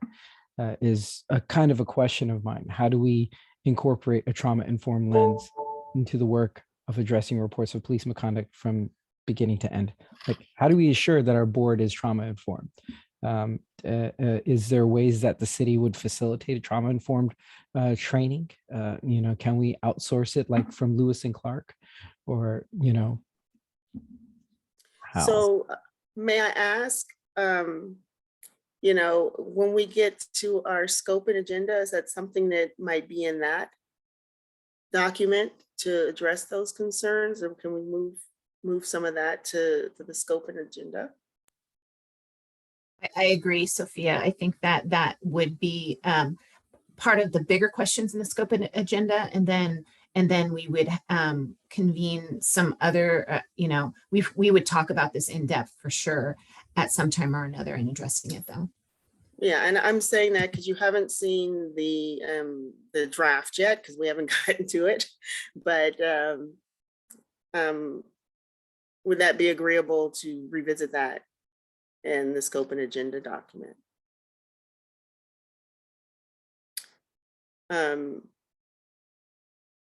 So what is the next one, Charlie? It's a similar one for the reparations. I agree with your comment. I'm not sure how we could put it in this document, but I do feel that we need to address it.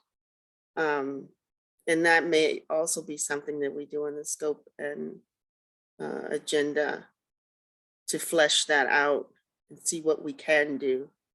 So I'd like to get your comments, Charlie, I'm sorry.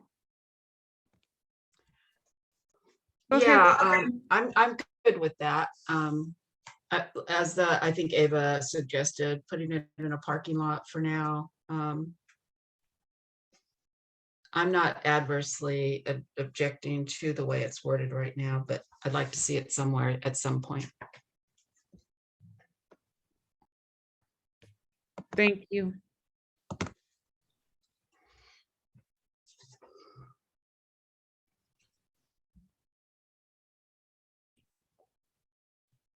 You are in mute, Commissioner Sophia. Oh, sorry. I'm Monica. I was going to say Monica. I'd like to just get some comments from you since you made this one. Well, my question is whether it would fit here or whether it's worth it to put in this document somewhere. Because we're talking a lot about systemic racism and BIPOC communities, but we haven't mentioned this specific community that is actually pretty central to what brought all of this action up, right? So that's my question to you guys. Where does the community that suffers severe mental illness fit into this document? What is the proposed text? I feel like we should have a statement or in a criteria somewhere where we center the population that suffers severe mental illness and their interactions with police. Should that be another bullet? Or sorry, another item that we can address the mental illness and houselessness? I would include that if And people who, go ahead. Commissioner Sophia, Commissioner Eva and Commissioner Angie have, and I will ask to limit for 1 minute in your comments. Commissioner Eva? I was just going to say in the language, perhaps we could say individuals or vulnerable Okay, or Commissioner community, sorry, vulnerable or disproportionately impacted individuals or communities, because that would include, I don't want to take away from BIPOC, et cetera, but I was just thinking like that could kind of put in individuals who are vulnerable, either houselessness, mental health, individuals, socioeconomic, you know, whatever it is that they could fall under that. So. Thank you, Commissioner Eva. Commissioner Angie? Just wondering if that bullet would fit better under the equity portion, and instead of calling it out specifically in the reduction of harm portion of it, because I do think that it's a reduction of harm, but I think that reduction of harm is supposed to be, I don't know, I'm just suggesting it, that it might fit better under equity and inclusion. Thank you, Commissioner. I like that, actually. Brings it up higher in the document as well.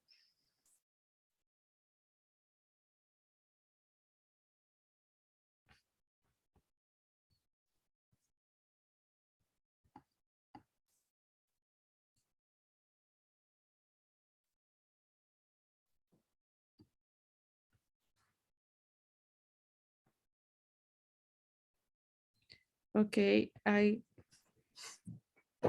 think we can. Commissioner Eva, you wanna briefly comment something else? No, I don't. I think I forgot to lower my hand. I'm sorry. It's okay, thank you. I don't see any other comment. Commissioner Sophia. Okay, so are we moving that one comment up to, I guess it was number 2? Or 1, are we moving that? I'm just wanting to make sure. Okay. To clarify, there's nothing to move. There's no text at present. So if no one has anything to say, we just move on.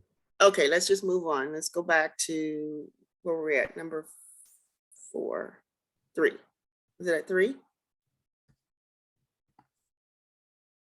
So number 3, did we agree to accept? I don't think we got to that point. Consensus on number 3. I'm gonna let you do that, Victoria. Yes, if anybody has any strong opposition as number 3, it looks right now, please let us know. Otherwise, we have consensus to move on. Okay, we can move on. All right. Thank you. Yeah, it'd be messed up. I was putting my thumb up for a second. I trying to keep you awake, Commissioner Lima. I like it mixing it up. Okay, since we don't have any other comments on number 4, do we have a consensus or no strong opposition? Okay, consensus. Okay, thank you all so much.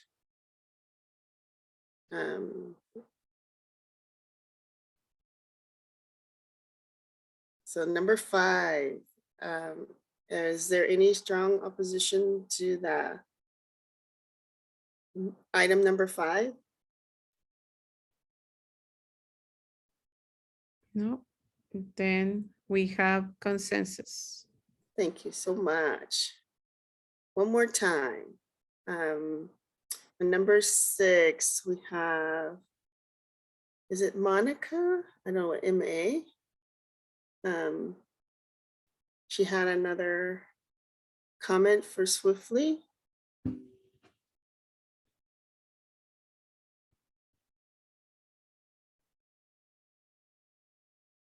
That was it, yes. Okay. And Lovisa, areas of need of improvement.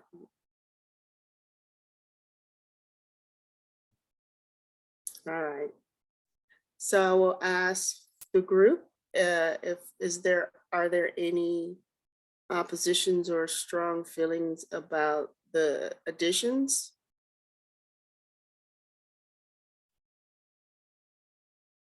No. I think we have consensus on number 6. Thank you all so much. Thank you.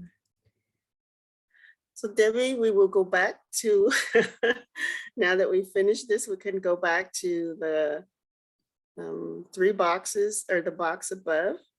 And I will explain this just a little bit. We had several folks make comments, and this is not something that we have to have in this document, but there were some suggestions that were made earlier on that the group found to be valuable, and wanted to include that as kind of another statement. It may or may not be in a box by itself. It may actually be added to the paragraph above, but we now have 3 versions of it. And I would like you all to take the time to look at each version and maybe, okay, he has it there. There is the original one that Monica suggested, which is A, and that's how we kind of came across this whole idea. We have Lovisa had made some modifications to that. Basically, they all say the same thing. And then there were some member and staff suggestions, and Debbie made some comments in numbers C, and letter C rather. And they basically all pretty much say the same thing. And what we're trying to do is vote on one.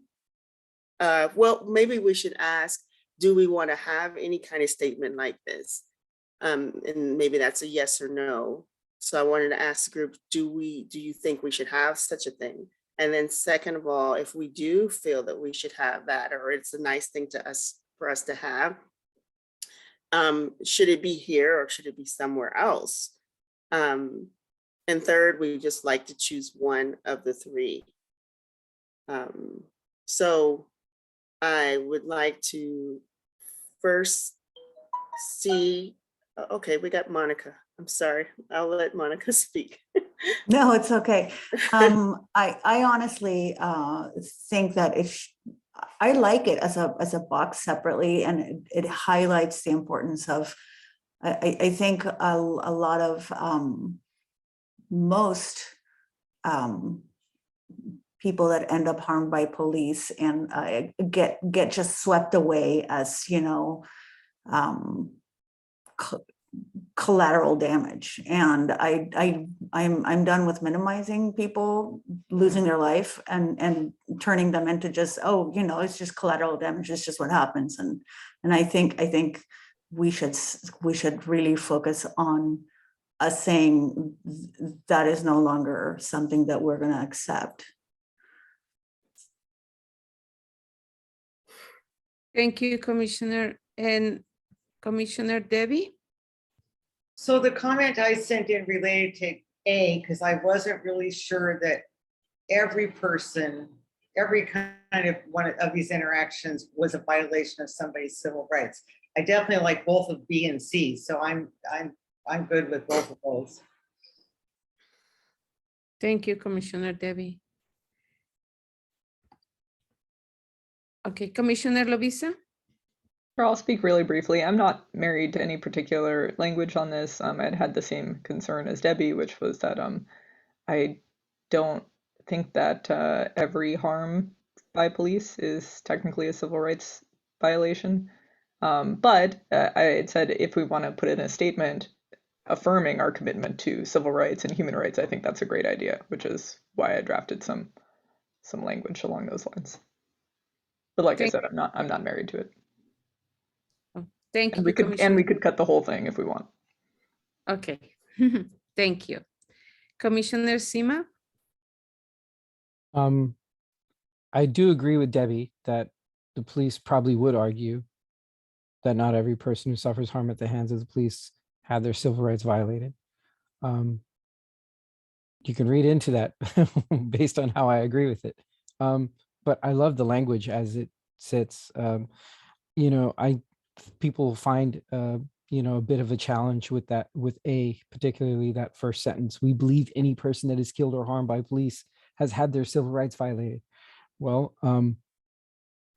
it's quite opposite the way we currently have values as they are practiced by law enforcement.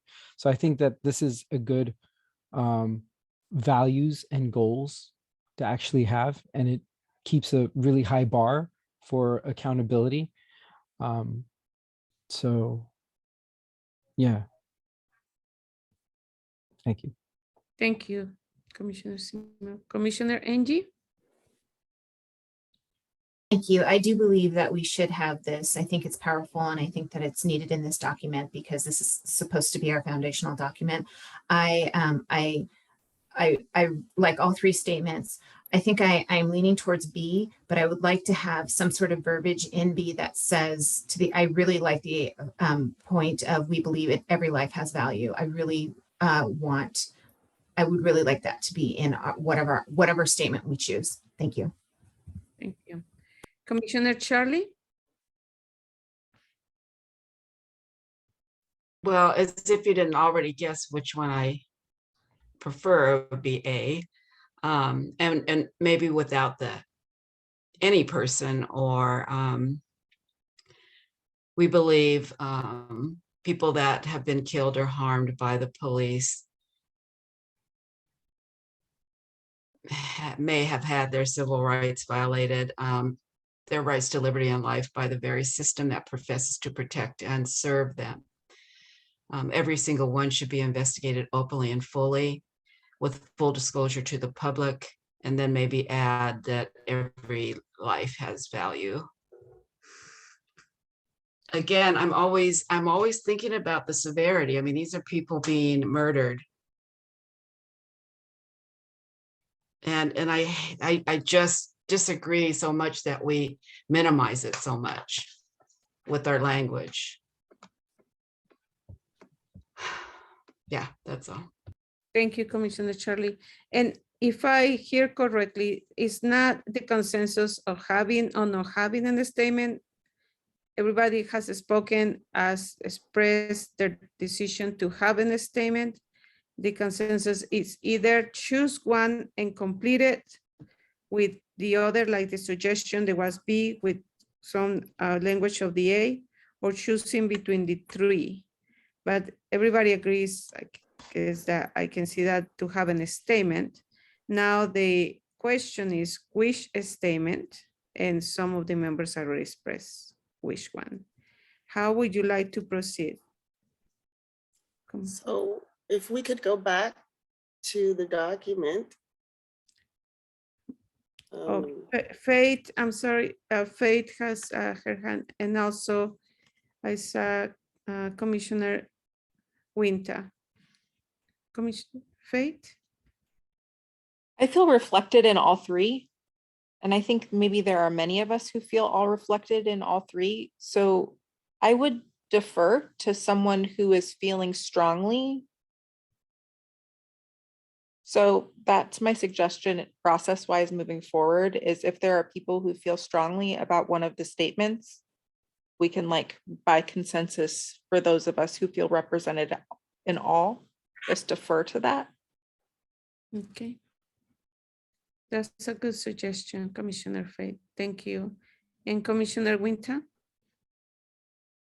Yeah, I have a similar comment. You know, I hear, or at least I see in the comments, that there was a strong objection to A. I'm wondering if those on the commission who prefer A can live with B and C, or if it's also a strong objection to those two. And if we can't reach consensus, maybe this is something that we wordsmith between now and next week's meeting, recognizing that people will likely want to participate in public comment.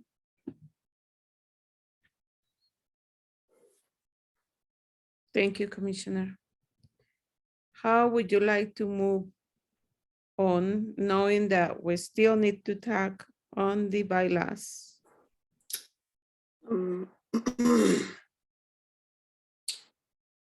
So I'm thinking, I'm not sure if we're going to get to a consensus on this today. I'd like to choose one. I'd like for the group to choose one. My thought, I'm going to go to Angie and ask her this question, as well as Samir. What do you think, Angie? Did we have consensus on the document, on the entire other pieces of the document, and that we want to include this, and then we can wordsmith this and include it in a future time to make sure that everybody has consensus on this one little piece? Okay.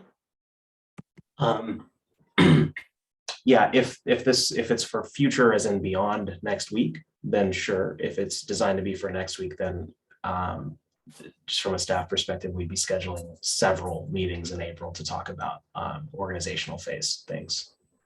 Emphasis on multiple. Thank you, Samir. And Commissioner Monica? I would be okay with PRC, but I really truly think that A kind of spells it out more. And I would prefer A with the changes that are there. Thank you, Commissioner. Commissioner Lovisa?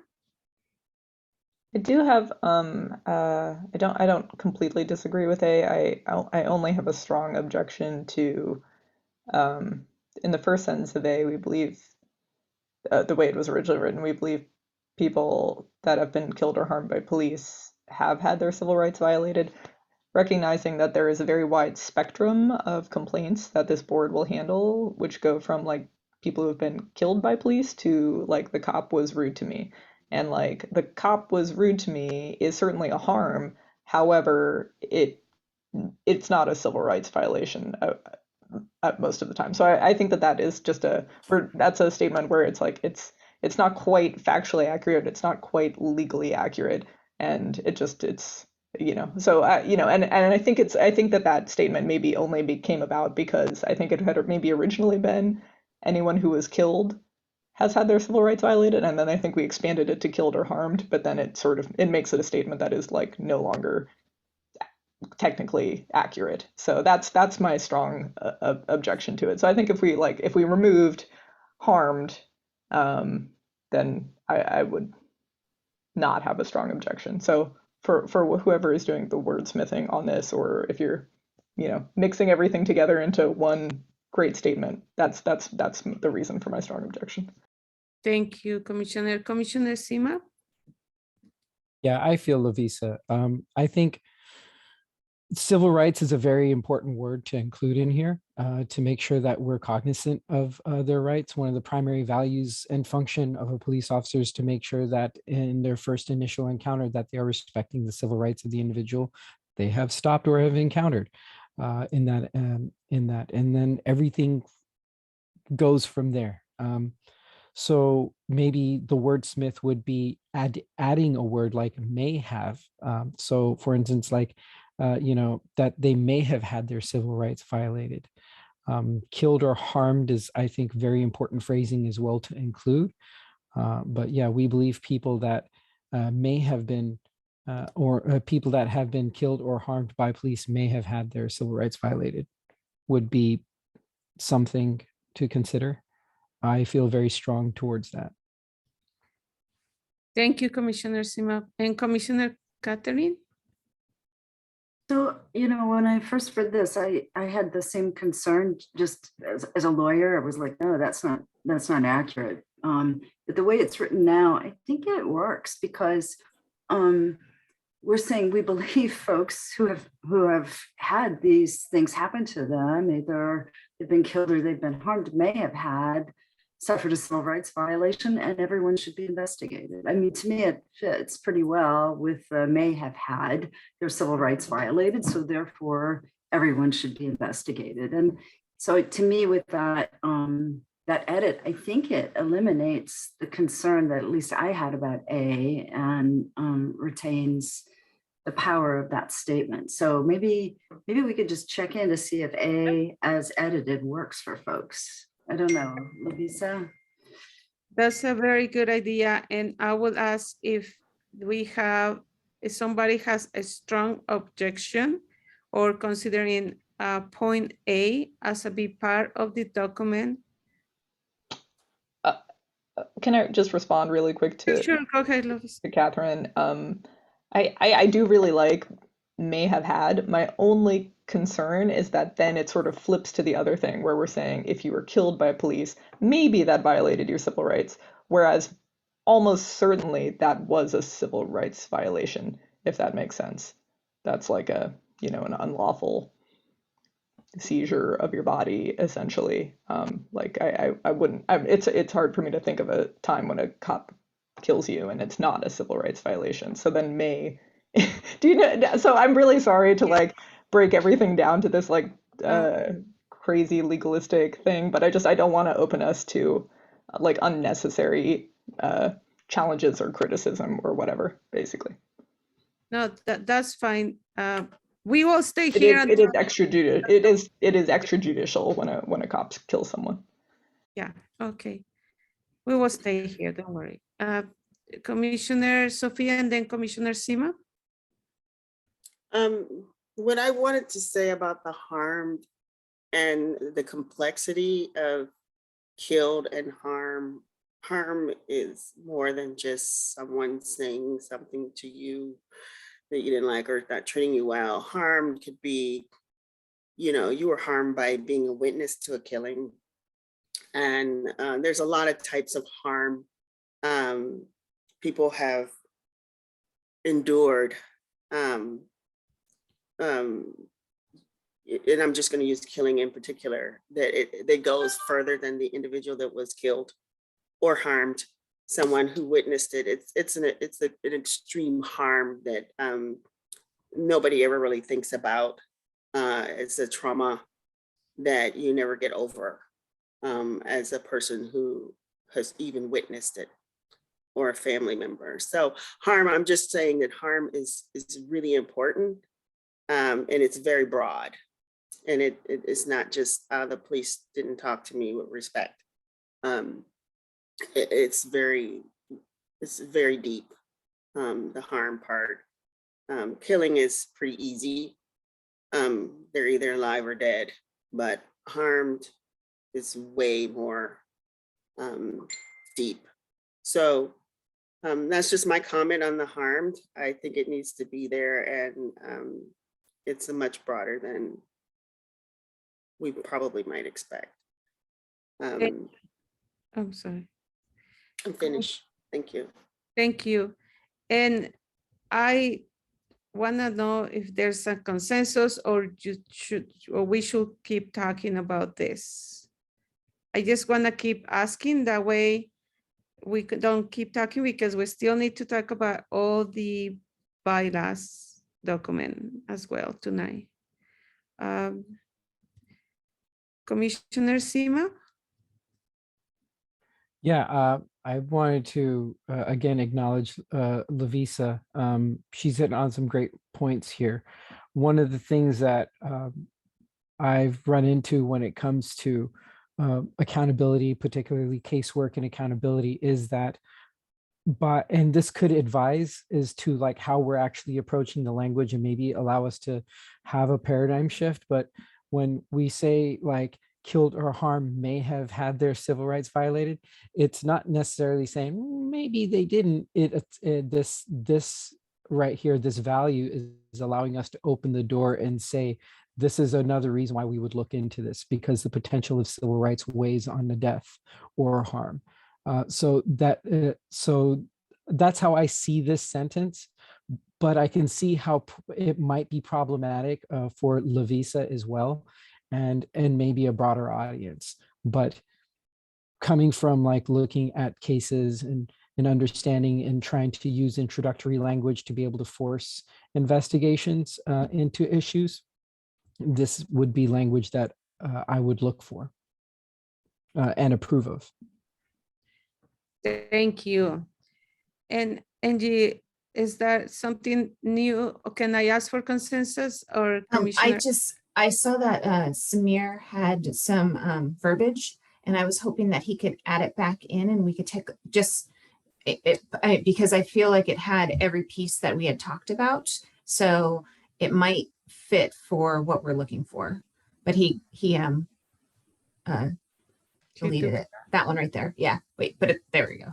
So I'm not sure if this covers it. And that's just based on the comment before it from, I think it was, I don't remember. Okay. Do we want to? This was before the comment, the Commissioner Samir comment. Then should we, any more comments, or should we approve the new version that Samir put on the document? Commissioner Dan, and then Commissioner Catherine. I feel like we're almost very close to consensus on A, and I'd like to offer people the ability to show that they have consensus for it, and if somebody doesn't twinkle their fingers or lift their thumb or show that they agree, then maybe we can just check in and make sure that anybody doesn't have strong, as you've been saying, they don't have strong feelings. But I don't think we should leave out the part where people are being asked to agree. So I'd like to see if we can agree on letter A with these changes from in the top of these two paragraphs.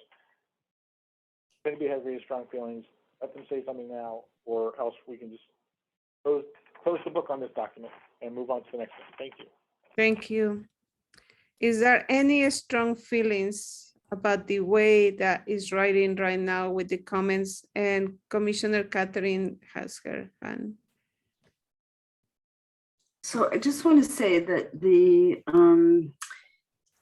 respectfully, I really think that the edited first A is probably the more accurate way of stating the facts. I guess I think that in the same way that people were concerned that somebody who was harmed by the police might not have suffered a civil rights violation, I think the fact is also that there's an argument that somebody could be killed by the police and not suffer a civil rights violation. I mean, there are circumstances you could consider where the police end up taking a mass shooter out, for example. I don't know that people would say that's a civil rights violation. So I hate to, belabor the point, but that is just a hard statement for me to endorse because I'm not sure it's accurate. But I think the softer version, which I know Lavisa had some concern about, I think is one that is kind of more universally accurate, at least based on the current state of the law.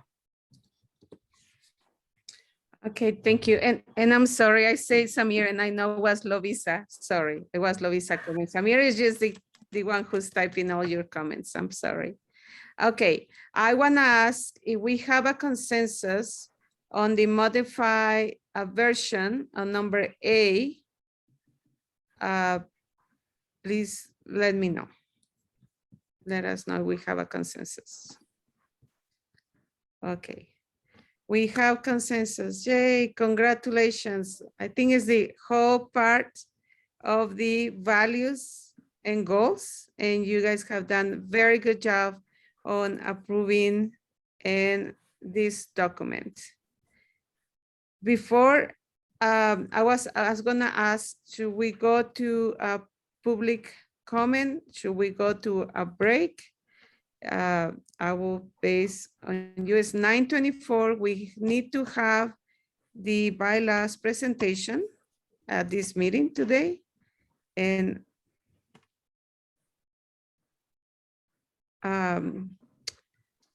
if you guys disconnect, we will lose a quorum. That's why I needed to ask this. Yes. Please just, let's go to public comment. Okay. Let's hear the public comment before the consensus is considered finalized. Okay. I think we have Rochelle Silver. Yeah, so just to be clear, the public comment is related to the draft bylaws. We'll take a comment for up to 90 seconds from each person. Victoria, if you happen to call on folks, just give it a moment because it takes a second for Zoom to let the speaking happen. Thank you. Thank you. Okay. I will call Rochelle Silver for public comment.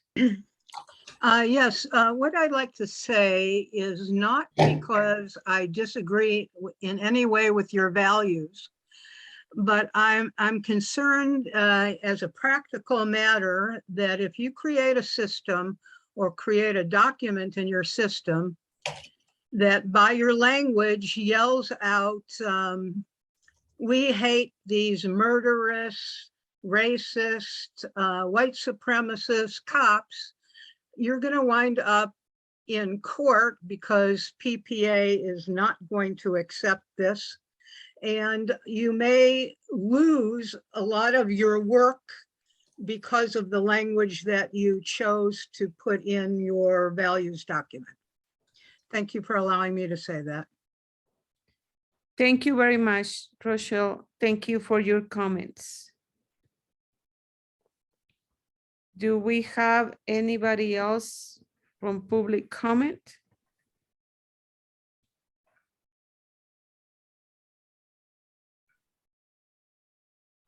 Okay, thank you. After the public comment, we can, okay, what is next? I think we already have consensus on the values and goals. No, we took it No? on each Okay. part. You need to ask for it again after. Okay. Oh, yes, I'm sorry. I need to ask again. If we have consensus in approving the document of values and goals as it is, or have anybody has a strong opposition in anything that is in the document? We have consensus? Oh, wow, yay, you should be very happy you have approved and consensus on the values and goals of the commission. Congratulations. Okay. Commissioner Sophia and Angie. Okay, go ahead. So what we have next planned was an overview of the draft bylaws from the co-chairs, Lavisa and Jason. So if you could give us just a brief overview for the group. And the goal was to go over, after you give the brief overview, to do a similar method of going through the document. For strong comments, we're going to say that for the group. We may not get to get to vote everything, but we want to try and at least get through the first round of comments. So I'll leave it to you, Lavisa and Jason, to kind of present the bylaws. And I will say that Jason disconnect. He told us he was disconnect at 9:15, but Lovisa is here. Thank you. Sure. Hi, everybody. I'm Lavisa. I'm one of the co-chairs of the bylaws subcommittee, which did a ton of work on these bylaws. And I just want to say first a giant thank you to everybody who worked on the bylaws. It was quite a process. And we felt really good about the fact that we were able to get to consensus on a document to bring to the full PAC. I presented very quickly the document last week, and then we sent out a draft to everyone last week and asked for revisions or edits via email. And we have not received actually any edits. We have received feedback. So thank you everyone who read the document and gave us feedback and gave us your support for it before the meeting. I really appreciate it. But we actually had no suggested edits via email. So there are two issues that are kind of the open questions related to this bylaws document. So I guess we can kind of do it either way. I guess we could go section by section. We could also go sort of straight to the two items that we kind of know are open questions. Angie? I think we were hoping, Sophia was going to say this, but I think we were hoping to go just sections by section. And if anybody had anything that they wanted to call out, then sure, we would say it, and then we'll circle back around and have that discussion. Yeah, I believe that the items you're probably referring to are highlighted already. They are highlighted. In the document. Yeah. Okay. So they are okay. All right. Well, in that case, let's start on page 1. And you'll see we have our introduction, our purpose, our powers and duties, advises, sponsor bureau. A lot of this language is borrowed from Charter Commission. And I want to just open it up. Does anybody have any questions, edits, things that they would like highlighted here that we should return to and discuss? that's for section A. For section, I guess for anything visible. You can see on the screen, yeah. Yeah, anything you can see. If you disagree with anything you can see right now. Dan? You just summarize what's there so that it's read into the record in some form so that it can be understood by people who are reviewing this meeting and maybe they can't read these tiny little words that are on the screen? Oh, sure, absolutely.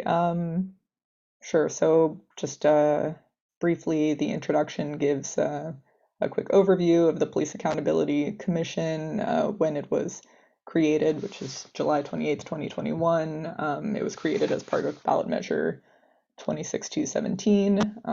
It was approved by the City of Portland voters on November 3rd, 2020. The purpose, our commission's purpose, is to develop the framework and details necessary to implement the ballot measure listed above and create a community-led police oversight board to replace the independent police review agency. Powers and duties, the commission has all powers and duties contained in resolution 37527 and 37548, including determining the commission's working methods, researching the necessary topics, taking public testimony, and input from subject matter experts, stakeholders in the Department of Justice settlement agreement, and interested parties, impacted communities, constituents. We'll provide quarterly briefings to City Council. It's one of our duties. We'll ensure recommendations reflect the city's equity goals and comply with applicable legal requirements, and we will review and recommend a code change package to City Council.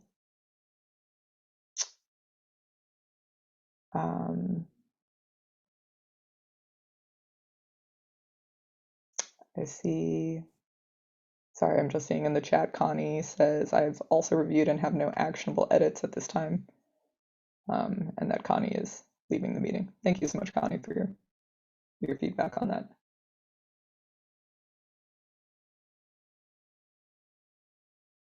Okay, so no, not seeing any feedback, no feedback. That first section. Commissioner Lovisa, I don't see anybody, but I also was gonna ask if is that okay for the commissioners to show the document, or because the document was shared, or they prefer to see each other? What did you prefer, to see the document or just? Yes. Okay, thank you. Thank you. Yeah, and I'm looking at both. I'm looking at the document and at everyone. The document link has been posted in the chat by Commissioner CMOB, so we don't need to read every word in the interest of time.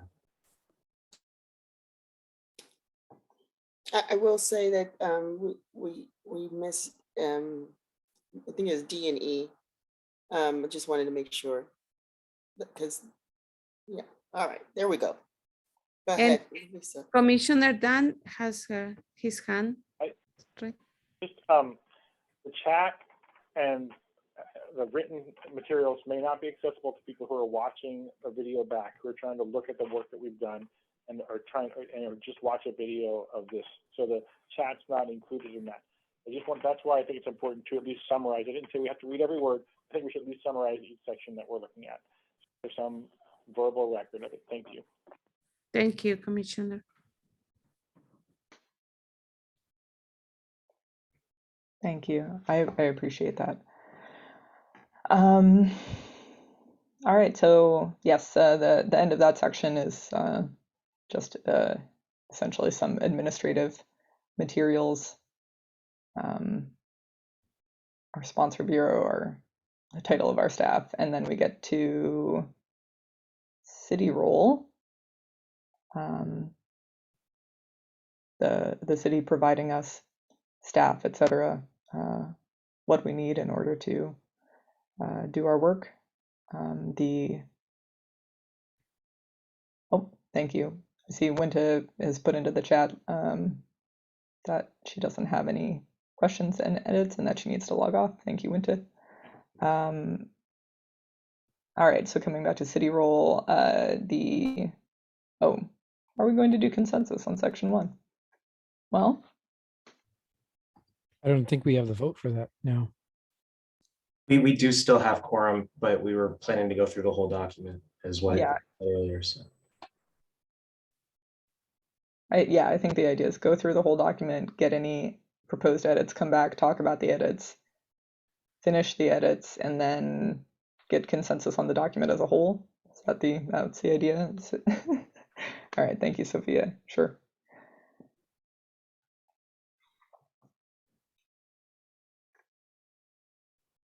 I will say that we're currently at quorum. So if one more member leaves, we would need to stop doing business. Okay.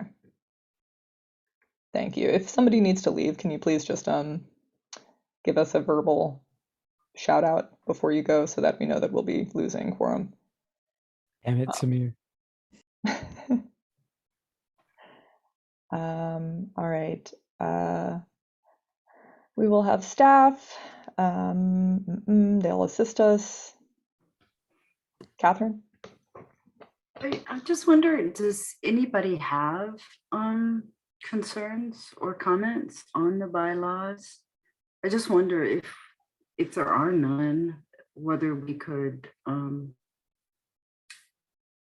approve them now before we lose our quorum.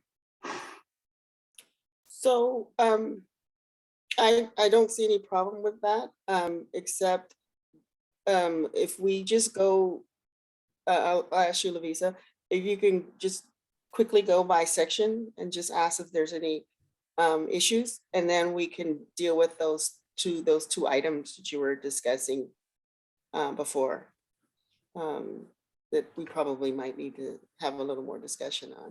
You want to do that? Okay. Okay. Sure, I think that's fine. Mm, And Commissioner Sima has his hand. yeah, Right. Seema. Yeah, just a clarifying question for Samir. The people who have left have not said that they approve. They just stated that they read. We're not counting those as quorum. No, and we'll talk about how they get approved at the very bottom of the document is how, and it requires, yeah, it's within, it's all right to do it. They're not counted as yeses or nos, essentially. Okay, great. All right, so just finishing up city roll. It also allows for facilitators. Any comments, questions, edits on city roll? All right, nope, I see shaking head, so seeing none, we will go to frequency of meetings. This is, I think in the charter and the resolution, we'll meet 12 times each calendar year, at least 12 times. And staff will help eliminate whatever barriers there might be to our participation. Any comments, questions, edits on frequency of meetings? No? All right, seeing none. Membership and term, this is an item where we do have a one blank, but I actually suggest that we leave it as a blank. Okay, so we know our membership is 20 members. Term, all terms begin, date, and will end after the commission is met for 18 months unless an extension is provided by decision of city council. This item, we don't have the authority to fill in the date on, and it is affected by a judge's ruling related to the settlement agreement with the DOJ, which we expect to come around April 29th, but we're not sure exactly when it will come. And so I suggest that we just leave that date as date right now, and we go back and fill it in later.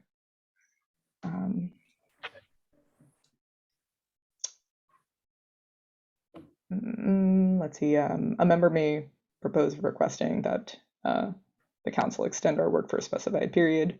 Term limits, no term limits, vacancies, it shall be filled by a person meeting the criteria of the resolution and the needs of the commission that's subject to council approval. Any edits or suggestions on membership and term? Or do we have consensus around this language and around leaving date? This date. Dan's proposal in the chat. Dan says, sorry, Dan. I just said, yeah, we should take the began, date, end, and we shouldn't have like an empty space in our bylaws, and be really,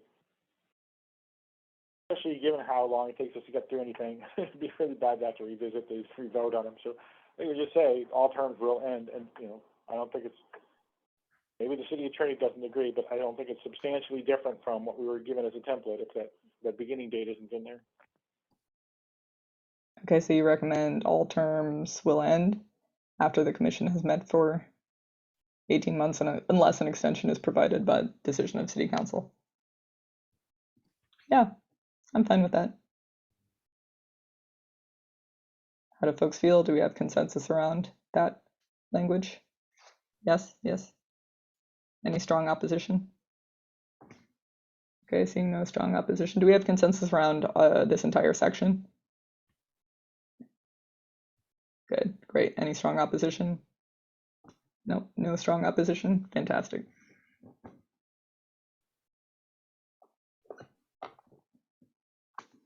Okay, flipping back over, decision making.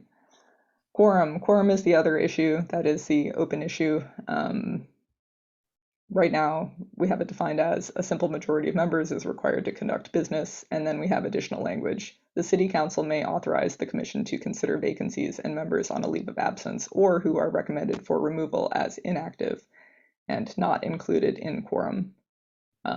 This was our suggestion. As a subcommittee, we would like to write a letter to city council asking them to consider rejiggering the definition of quorum for us to make it easier for us to hit quorum should we have vacancies or people on a leave of absence, et cetera, et cetera. And so this language was drafted so that we wouldn't have to come back to this document and amend it should that happen with city council. So, and then you'll see this language happens a couple more times throughout the document when we get to an issue involving quorum. Sophia? Oh, sorry. On my, I'm not muted. I know that we kind of discussed this, and my only concern is, you know, if we have that in there, if the council does, if the commission, city council does allow us to change our quorum, I don't think we have to put this in there. They will just let us do it. But at this point, it doesn't look like it's going to happen. So my suggestion is just kind of leave it. If we get it, that's great. But if we put it in the document, then it may not happen, and it is sitting there saying may happens. My concern. I think we should still go ahead and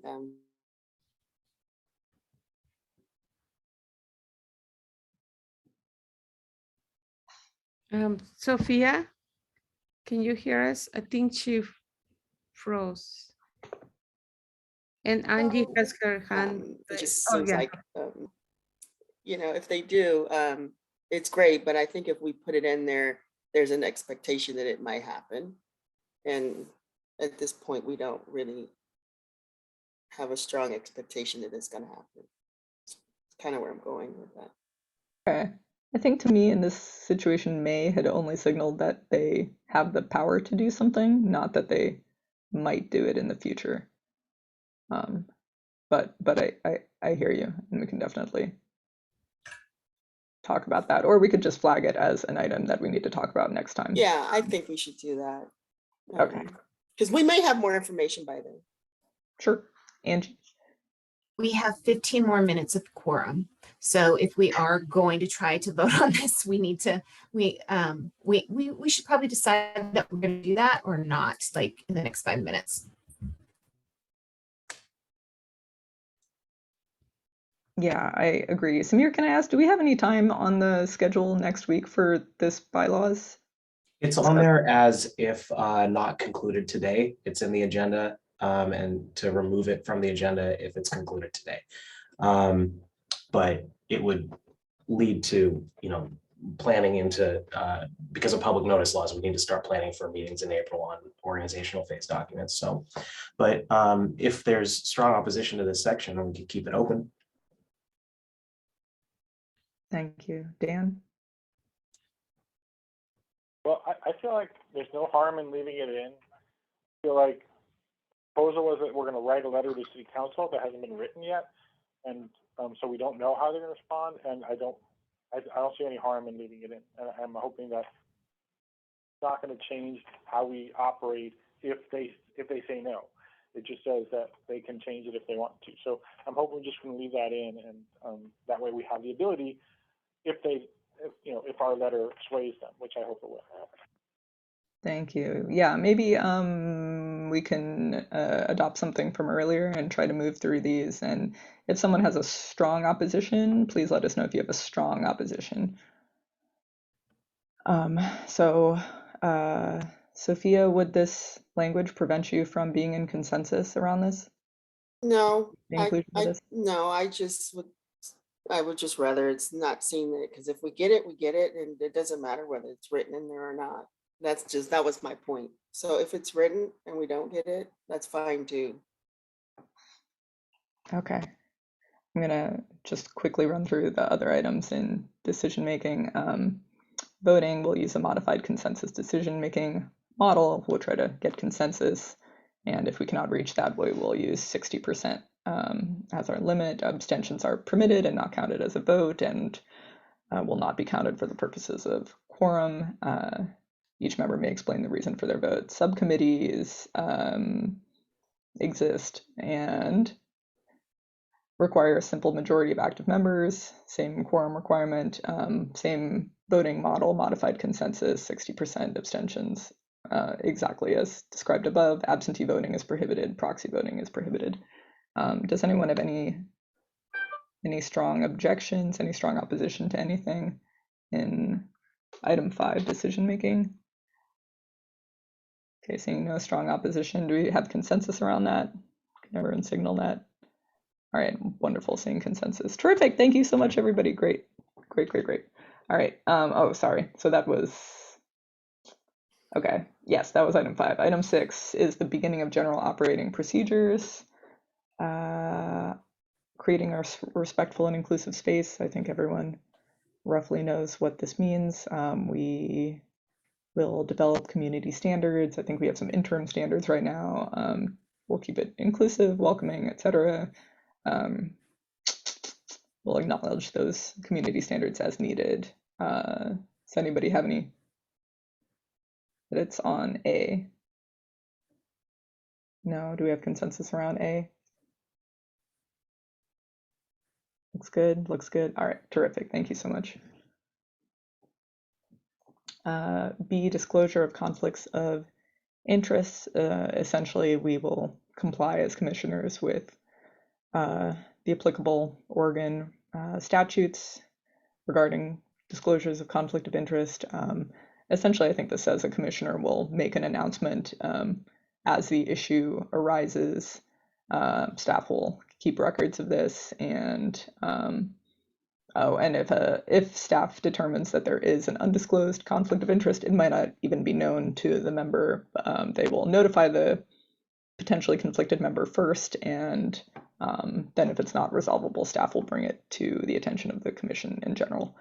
And any of these conflicts of interest will be included on the quarterly reports to City Council. So I'm seeing already some consensus. Do we have consensus around conflicts of interest language? Great. Any strong opposition? No, nope. Great, terrific, wonderful. All right, moving on. All right, so this is a longer definition of modified consensus decision making. We have an emphasis on working collaboratively, honoring all viewpoints, and essentially one member can formulate a proposal, or a co-chair can create a proposal based on previous discussion.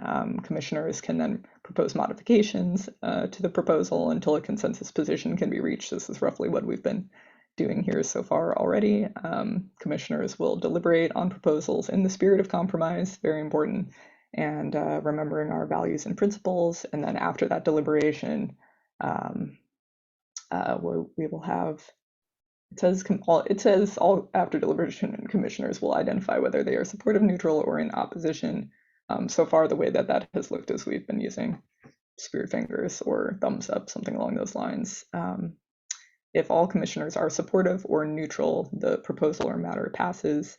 If any commissioner is in opposition to a proposal, commissioners will discuss the item further to try to achieve consensus. If consensus is not achievable, the commissioners will either vote on the proposal or table it. Any edits or suggestions around this language? Do we have consensus around this? Dan? I want to point out that we in the document we haven't even discussed yet, operating, we talked about how we come to that decision, whether to table it or vote. So that doesn't have to be in the bylaws. It can be in a different document. Yeah, totally agree. Totally agree. All right, do we have consensus around modified consensus? Great. Any strong opposition? All right, no strong opposition. Thank you.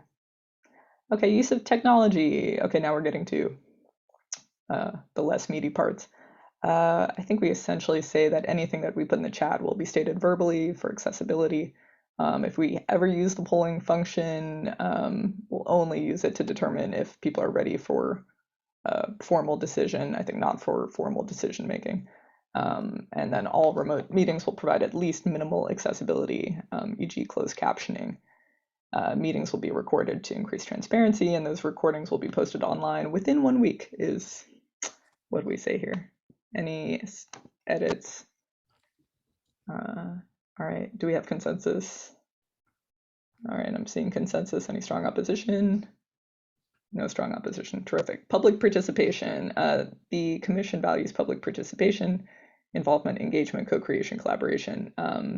Members of the public will have the opportunity to comment prior to all substantive decisions, as well as when public comment is on the agenda. All written comments will be circulated to commissioners, and the commission may agree on additional operating policies to be included in a separate doc. I think that essentially applies everywhere here. Do we have consensus around this? Any strong opposition? Not seeing any strong opposition. All right. Thanks, everybody. Thank you so much. Okay, membership changes.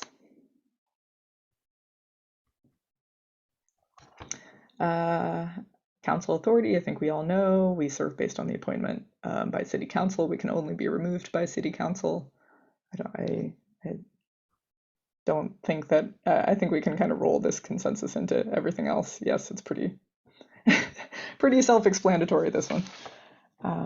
Not a lot to edit. All right, removal. So recognizing the commission will recommend to city council the removal of any member who is absent from a scheduled public meeting on 3 or more occasions without prior notice given to co-chairs and staff. And then we have some further addendums here, essentially saying if you're absent on 3 or more occasions and you don't give prior notice, and there is not, and you're not able to give us a reason afterwards, staff will check in with you first. They will give you advice. They will remind you of your obligation to give notice, and they'll essentially work with you. I think this is what's happening right now. It's just formalizing that process. If you have an unforeseen circumstance that, oh, gentle reminder. Thank you, Ava. Ava is going to leave in 5 minutes. All right, we'll see if we can get to at least the end of this section. That absence will not be counted against you if you're in a car accident or anything like that happens. The point of this is not to be punitive, but it is to try to keep enough people coming to meetings so that we are able to have quorum, so that we are able to do the business of the meeting. So on the second time, the member would receive a warning that upon the third absence without notice, they would be recommended for removal. So ideally, this would never be a surprise to anyone. CMOB? Yeah, I don't know how I'm thinking of this because I'm dead tired, but I know our capacities, we should be operating at a level of 20. And pardon me if this is an ignorant question, but if we are not able to replace a member that has been removed or has left, is that still proper for us as a commission to conclude like at say like 15, 16, 17 commission members, and based on the fact that there may be a very big possibility that city council may never actually have the opportunity to actually approve a replacement, which is a heavy possibility and a consideration I think we should think of. Samir, you want to jump in here? Yeah. Tomorrow, I've been told, and it's not official, but tomorrow there should be a resolution that is posted in draft form that the council they haven't decided on it yet, but it should be to fill our current vacancy. For those who don't know, there is one vacancy on the commission right now, and council staff was looking at all the candidates that were eligible for the particular commission and for the different categories of membership. And so that's scheduled. Hopefully we'll get voted on sometime in the next couple of weeks to fill our current vacancy. And I don't know if that is at all helpful to you as you consider how you approach this, but it might be relevant.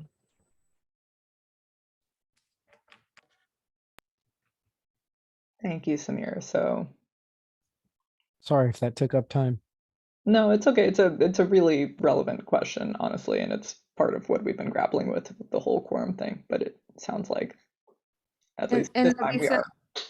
Yeah, it's 9:58. I know Commissioner Khan has his hand. Then we're gonna lose quorum in 1 minute. I think we will have to continue for next meeting. And we still have to conclude the meeting and also go to a very fast to a parking lot. But Dan, please, Commissioner Dan and Commissioner Eva, if you can keep it briefly.